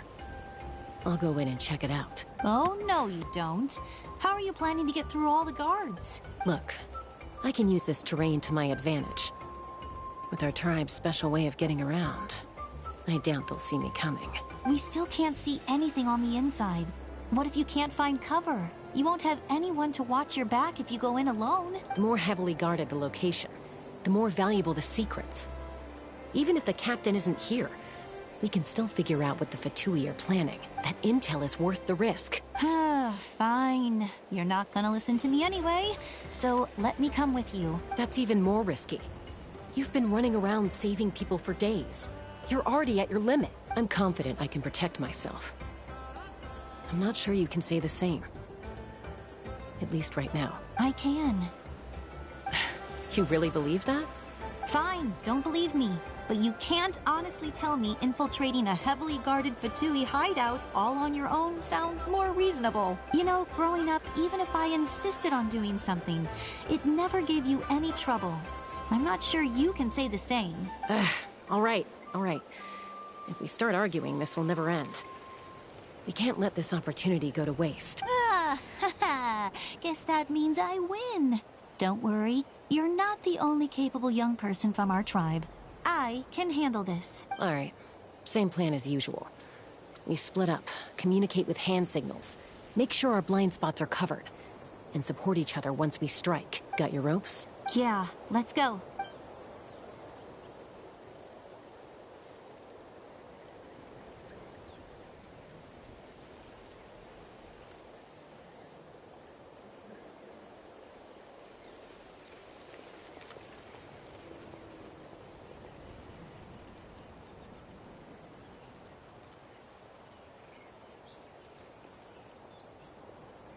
The Fatui have eyes all over this place. I should wait for Koichi's signal.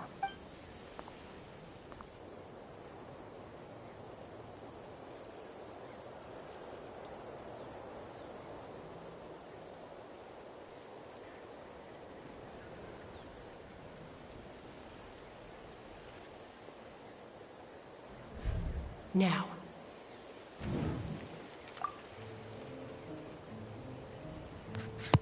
Sweet.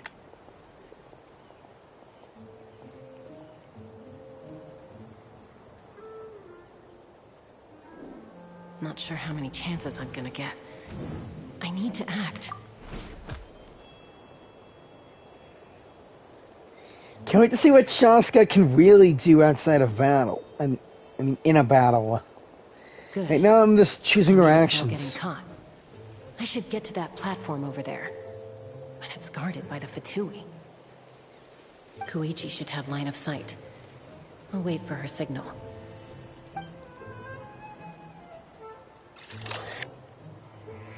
Nice telescope.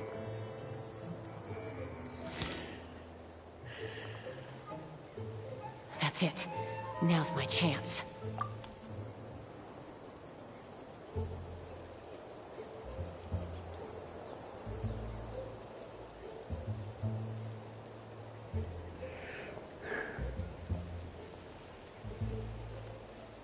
It's no use staying in one place.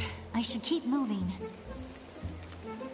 Looks like Chaska is helping me by keeping an eye on the Fatui movements. I'll wait for her signal.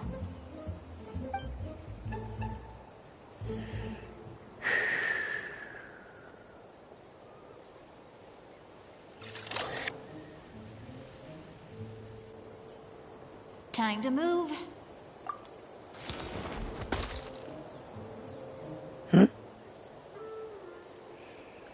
Oh, she's jumping from tree to tree. Close.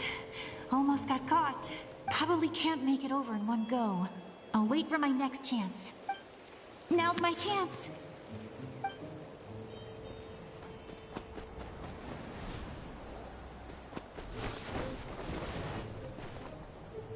I made it! That'll show my sister. Let's see. The Fatui's occupying all the best locations.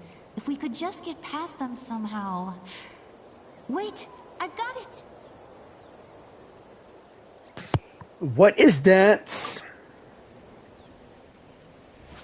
That orb looks like it's made of Dendro power. Whoa! It is a Dendro orb! Huh? What's that noise? Did something explode? Oh! It stings! What the heck is that? What do you think you're doing? I could ask you the same thing! Good, they're arguing. Looks like they just needed an excuse. They've probably had enough of this job already. Yeah, man, but with those The animals. people on the hill over there left to help their comrades. This is our chance.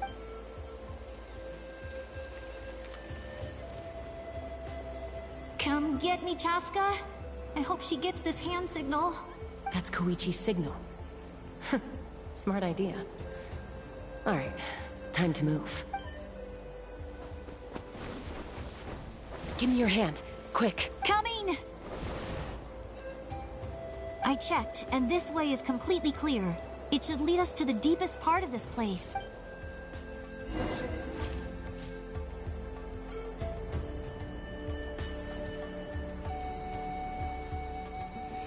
Oh, what's that cube down there? Well, I was pretty helpful, right? You know, everyone usually jumps at the chance to work with me.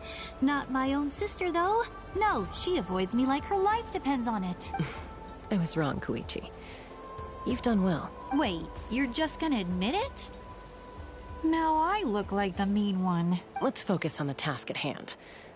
We're in the heart of enemy territory. The more time we waste, the more dangerous this becomes. All right. If you're not gonna take the bait, then I'll drop it. Looks like the Fatui are here to dig something up. I'm surprised they mobilized this many people. I doubt it's because they're interested in our culture and history. It seems like they're looking for a dragon relic called the Source Mechanism. Source Mechanism? Could that cube be it? The device is ancient. Barely any information survives to this day. And even people from Natlan don't know how to use it. Why would this be the Fatui's target? Not bad. Looks like it's in good shape. This should be what our Lord's looking for. Took us long enough. Come on, let's get this thing back. Back? Back where? Should we keep following? You really want to keep going? Of course. We make a good team, don't you think? No reason to stop now. What was that sound? Uh-oh. We've been spotted. Time to go. Falling rock incoming! Watch out for your gadget! What? You'll regret that! After them!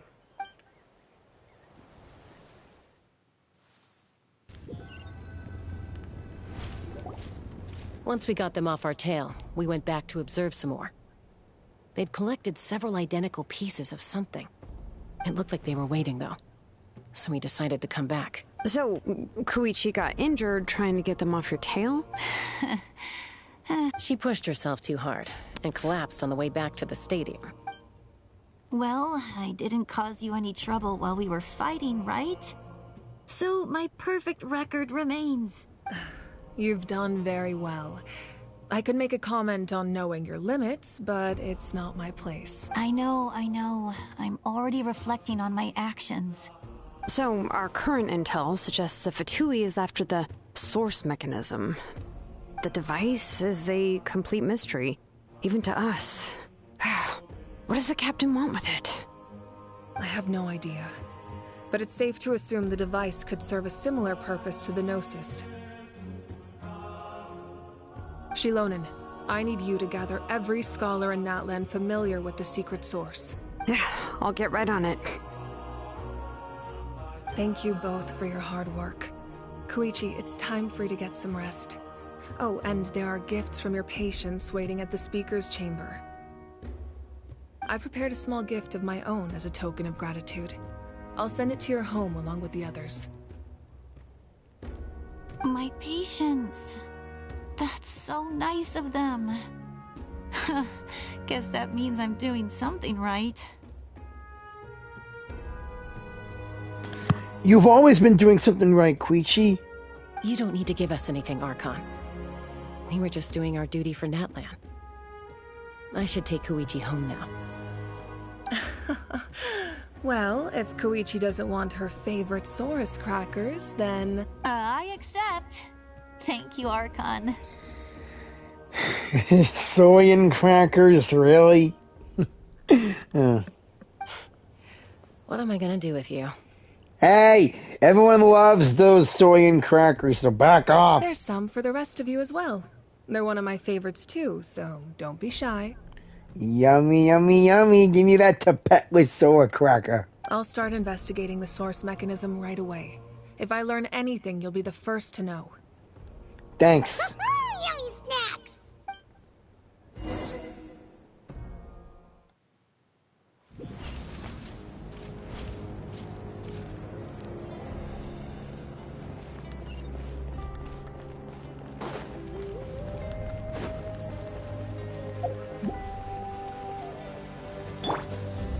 Squall and Fury.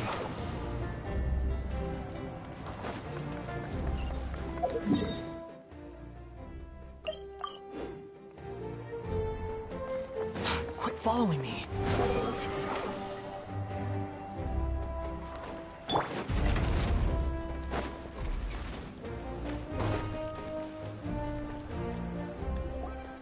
What's next for you two? I'm taking Koichi home. With our parents there to keep an eye on her. I can make sure she actually rests. Hey, it's not like I'm some kind of prisoner. I'll be fine in a day or two. There's no need to go all the way home. That's what you always say. Everything's no big deal until you collapse. What if the Abyss attacks again?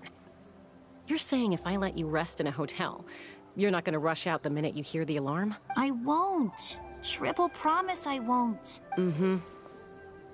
Fine. On the off chance something like that were to happen, I might. But I'm a doctor. I have a duty to help people in need, no matter how hard or tiring the work gets. We need you, so you need to look after yourself as well. I guess you're right. But I don't have to like it.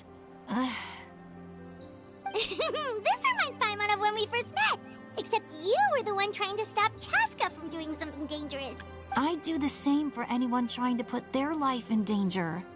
As a doctor, I don't want people to get hurt because of a rash decision. Then try to see things from my perspective. You clearly want to protect your patients. So can't you understand why your own sister would feel the same way about you? The two of you are the same, you know? I disagree. I understand the risks and costs of my decisions. Who wants to be like her? Overconfident, always making excuses when things go wrong. That's just not true. You think I don't have proof? Yeah, boy. Okay, don't get into another fight. Just pretend Paimon never said anything. Yeah. Don't worry, Paimon. You didn't do anything wrong. Arguing is just how we communicate. Neither of us really takes it to heart. Plus, I guess we are similar in some ways. Maybe I rush into things without thinking, but I learned that from her. We're family. I can't help it if my older sister is a bad influence. Okay, you don't have to put it that way. So, you're all good now? All good in the hood? This is probably normal for them. Neither of us are really the type to back down, so we'll always have our differences. But still, we get along in our own way. Right. Plus, I know you'll wake up one day and realize I was right all along. I just need to wait. Be my guest. Come on, let's get you home. See you later, Traveler and Paimon. I'll be back once everything's settled at home. There's no rush. At least grab a nice meal with your family. We'll see you later. Bye, you two. Take care of yourselves out there. Don't forget about you two. Watch your backs. Those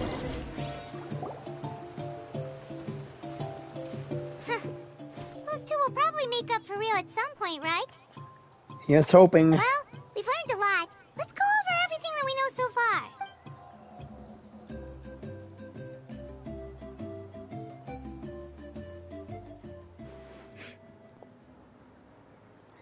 Sweet Lolly, hey!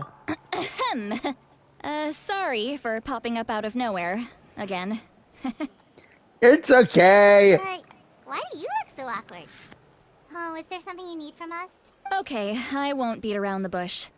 Oh, and I'm sorry for interrupting your rest. I'll treat you to some charcoal grilled steak to make up for it. Awesome! Just give us your orders. Hey, friends don't order each other around. I'm just here to share some news. Remember what we talked about before parting ways? Yeah, what's up? Oh, yeah.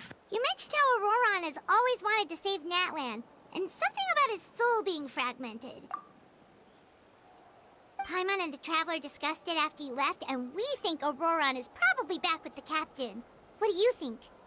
I agree with your hypothesis. And just now, I confirmed it myself. Auroron came back. He helped the Masters of the Nightwind defend our camp. What? He came back? Did he say anything? I told him to give up whatever he's doing, but he refused. He said they're just one step away from success, so there's no way he can back out now. Apparently, he came back to fulfill his duty to our tribe. When he left, he said it was because he still has a duty to Natlan as a whole. I'm not surprised you let him go at all. I had to prioritize my tribe. Besides, the situation was intense. I couldn't focus on outside and inside threats at the same time. Plus, he was on guard. He knew I would try to go after him, so he made sure to keep his distance. I kept an eye out for a good opportunity, but it never came. All these years of calling me Granny, and I couldn't do a single thing for him in the end. Don't say that! Your tribe all raised him together, right? That couldn't have been easy. You're right. Seeing him come back reminded me of when he was little. Running around the tribe, dropping by random houses right and left. He's not only a child of the Masters of the Nightwind, but a child of Natlan. It's only natural for a child to want to do something for their family. Besides, Auroron is my apprentice.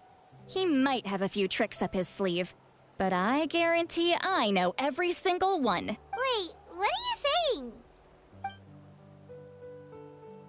Look. Remember how I said Auroron's soul is fragmented? This is the talisman I created to keep it stable. Whoa. And this gem is what makes the talisman work. It just so happens that Auroron is due for a gem replacement. Since I can't get close to him, I put the new gem in a supply bag and asked Aoife to bring it to him. You guys know Aoife, right? No? Well, he's a pretty famous vet around these parts. He's always bringing me all sorts of things, and he happens to be very good friends with Auroron. Aoife doesn't know what's going on, so he agreed, no questions asked. Auroron would find the gem as soon as he opened the bag. He knows how important it is, so I knew he would make the switch. He probably suspected that I tampered with it. But here's the catch. The trick is on the bag. The moment he touched it, a portion of his memories were copied onto the old gem, which he no longer needed. That's amazing. You can do something like that? Most people can't, but I can. That trick he used to bring you to the Night Kingdom isn't anything special, by the way. My technique is much more subtle. He won't notice anything. So in other words, we have a whole backup of Auroron's memories in this gem. The kid thinks he can take me on? Like I wasn't the one who taught him everything he knows? That's amazing, Sweet Lolly. Let's take a look right away. Once we get to the bottom of this, we can finally track him down. I know he thinks of me as his grandma, but do you think he'll get mad at me for this? You can be honest. Huh, that's a tough question. Paimon doesn't have a grandma, so she's not the best person to ask. It's possible families disagree sometimes, but it's possible families disagree sometimes, but as his family, you have to do this.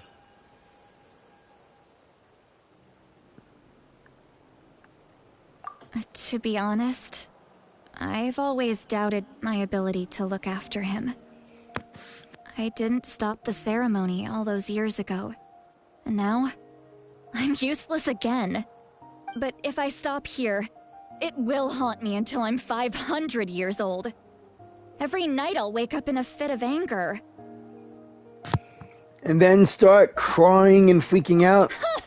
I don't scare that easy. Still, if I back away from this and something happens to Auroron, I would never forgive myself. I need to look at his memory. Even if he resents me, refuses to see me, or runs away for good, I don't care. And I won't blame him. A family does whatever it takes to protect their own. You sure you'll be okay? We can come with you if you want. Did you just say you'll come with me? Obviously. Is that okay? We have a pretty good reason to see it too, don't we? Because, right, we need leads on the Fatui. Paimon's right, we should be there too. You really mean it? Fine, you can come. Just promise me you'll see this through. No backing out. Got it? Don't worry, we're professional adventurers. Then I place my trust in your professionalism. All right, time to sneak into someone else's memory and engage in some, unwanted spying. You heard it here first. I wouldn't be doing this if I had any other choice. Are you ready? I'm ready.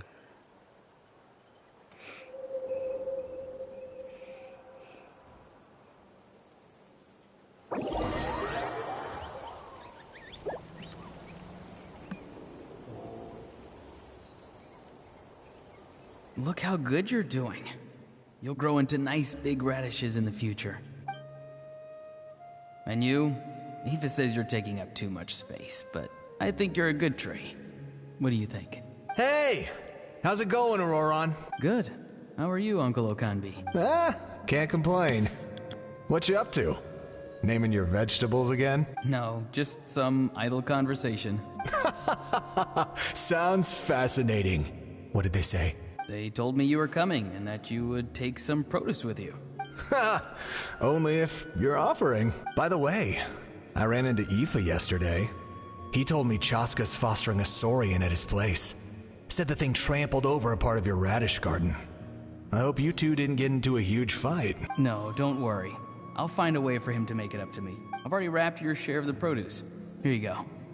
You really knew I was coming. That's pretty amazing. Light up the smoke and you can see the path through the shadows. That's what everyone says. Hey, have you seen that strange group of people that just appeared out of nowhere? Appeared out of nowhere? I don't think so. It's the Fatui. Their leader seems like a big deal. He didn't bring many men with him, but they're all elite warriors. It seems like they're looking for someone, but I wouldn't go around asking too many questions. If you run into them, be careful.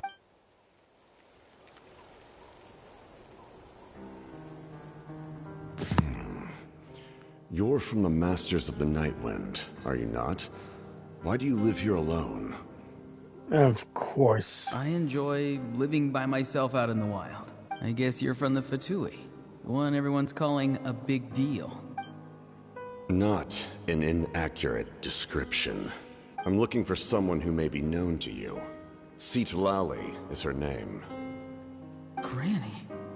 What does an Outlander want with her? I've heard the name. You have business with her? There's no point to further questioning if you insist on hiding things from me. I shall seek answers elsewhere. Oh, he could tell I was lying and now he's leaving? He gave up just like that? Hey! At least tell me why you're looking for Citlali. It's none of your concern. I have my own means of tracking her down. Why are the Fatui looking for her? What does she have to do with them? I can't just let them go like this. I have to figure out what they're planning.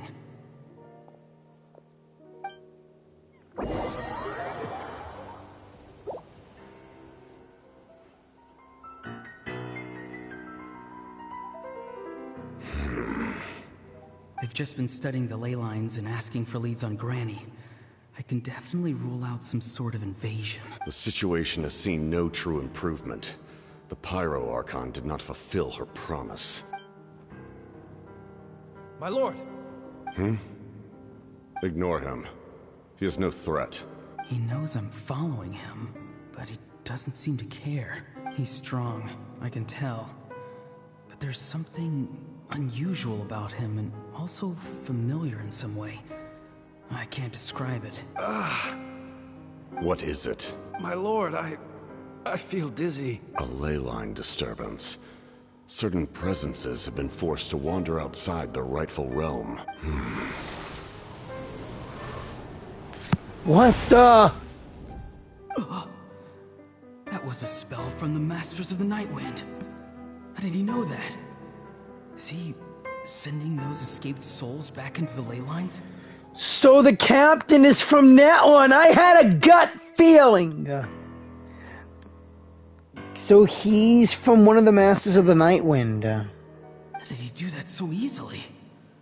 Soulfaring is supposed to be extremely difficult. This could be related to why he's searching for Granny. I feel much better. Thank you, my lord. Think nothing of it. Stay vigilant, and continue to gather information. The Abyss could attack at any moment. If you notice any irregularities, assume drill formation and be prepared to fight. However, there's no reason to over-engage. Information is our first priority. Yes, sir. Why are the Fatui fighting against the Abyss? Do they really mean us no harm?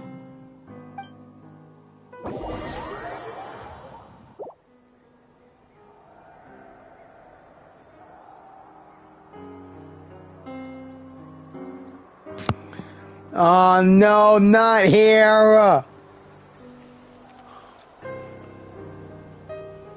I've been following him this whole time and still they ignore me?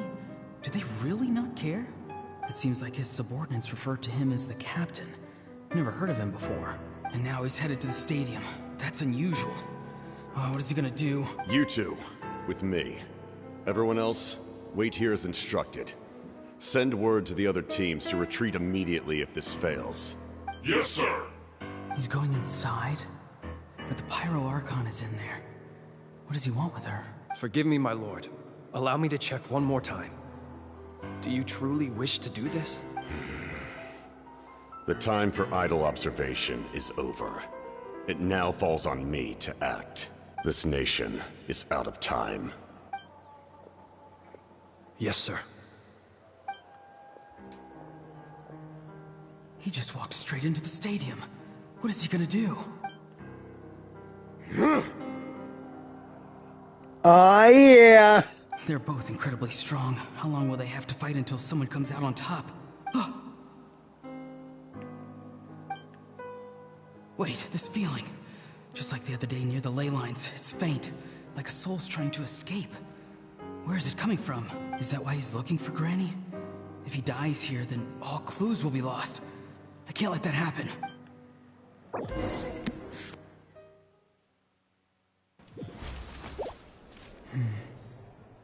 As for you, I must confess, I did not expect that little trick of yours to save the day. No matter how dense the fog, as long as the sun remains, we cannot turn day into night. She could have dispelled it. She simply chose not to. You don't have much time. And you're injured on top of that. What do you plan to do next? I'm beginning to see just how useful you may turn out to be. You heard something from here, didn't you? No need to force yourself. I've never seen anyone match the Pyro Archon in battle before. I didn't expect you to intervene at such a critical moment. You know I've been following you. Why didn't you stop me? When walking in the forest, it is only natural to encounter wild beasts. However, not every beast has the courage to come out and bite. And yet, one of those very beasts saved your life. You know, beast are on. Then speak. What do you want? I didn't save you because I wanted something. My soul is more perceptive than others. I can sense that the ley lines are extremely weak. I don't know what the Pyro Archon is planning. Can she really save us? The questions you asked her just now, well, I've had very similar doubts. So, I felt like I had to help you. So, you can tell the truth. That was quite a reckless decision to make. I'm not sure you realize that. There's no turning back for me now. What I did back there is going to get me in a lot of trouble. You attacked the Pyro Archon in broad daylight, and I used my spell to save you. A single glance was likely all it took for her to recognize my tribe. So, we're in the same boat. You seem to care little for my thoughts on the matter. It's too late for that. Start from the beginning. Why are you looking for Citlali? Do you know her? Explain your relation to her first. I know you two are acquainted. It was obvious the moment I mentioned her name. Citlali is my elder and my teacher. She taught me everything I know. It's my duty to protect her. If you truly wish to protect her, you should have let me perish at the Pyro Archon's hand. Yet, you chose otherwise. Do I really need to tell you what that means? I want to do something to change Natlan for the better. Something I can accomplish with my own two hands. You're stranger than anyone I've ever met. But maybe, just maybe, you can show me the way. Strange? Citlali is said to be the legendary Granny Eastly, someone capable of communicating with the Wyub. And the Wyub are the key to information on the Night Kingdom. Why do you need knowledge on the Night Kingdom? That is not something you need to know. Don't forget, I saved your life. Do you not believe the Fatui capable of betraying a debt? People can lie, but souls cannot. I can tell there's a weight to your soul, a sense of justice. As if the Fatui have no sense of justice. You may not live among your tribe, but you certainly know their tricks. I apologize for my rash judgment. You are more capable than I imagined. Let's go. We'll see if you have what it takes to join my plan. Damn it!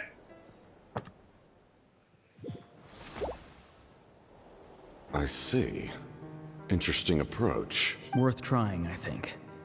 Rather than weaving a net to protect the ley lines, this method would address the root problem by reconstructing the ley lines themselves. Reconstructing the ley lines? How is that possible?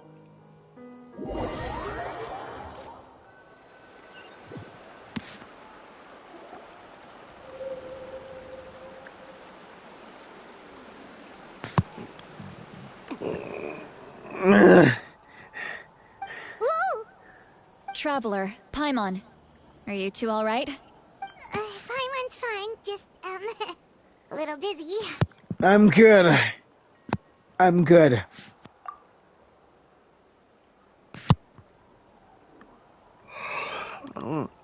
But what about you, Lolly? You okay? Of course.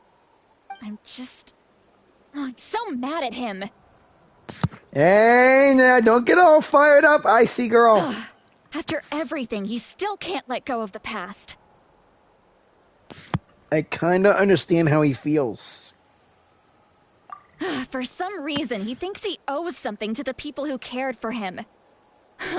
Stubborn, self-righteous fool. Where's that gonna get him? Now that he's all grown up, he thinks no one can tell him what to do? He thinks he can just run away whenever he wants. I'll show him. If he tries to run one more time, he's got another thing coming. Maybe stubbornness runs in the family. Like grandmother, like grandson, as they say. Is that supposed to be a compliment? Huh, that kid's got nothing on me. Anyway, back to what we just saw. I don't even know what to make of it. Yeah, the captain seriously wants to reconstruct the ley lines? What does that even mean? Something like the loom of fate, maybe? But how does that help with the abyss? The loom of fate? It's kind of hard to explain. Basically, it's a device from Conrio that has unbelievable power. Anyway, if he really wants to manipulate the ley lines, everyone in Natlan will be affected. Oh, this is big. He's serious. It lines up with everything he said before. He tried to seize the Gnosis for the same purpose. Which means the captain has been honest from the very beginning. Auroron's memory proves that. Why is he so obsessed with saving Natlan? Oh, we've got to tell Moeka about this right away. Yes, she needs to know about this. Now. Let's go.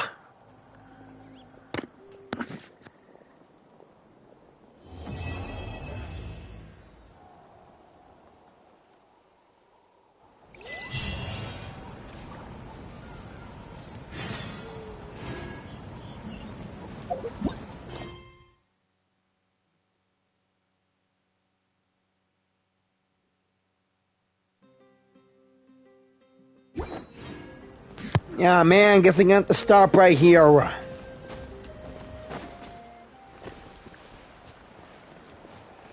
Guess that ends Act 3 of the Natlan Archon quest, Beyond the Smoke and Mirrors. So yeah. See you on the next one when I do the finale, yeah? Leave a like, as well as comment, share, and subscribe. And I'll see y'all later. This is Jyran, and I just gave you all the 2.0. Again, leave a like, comment, share, and subscribe, and keep on gaming. And I'll see you later. Peace.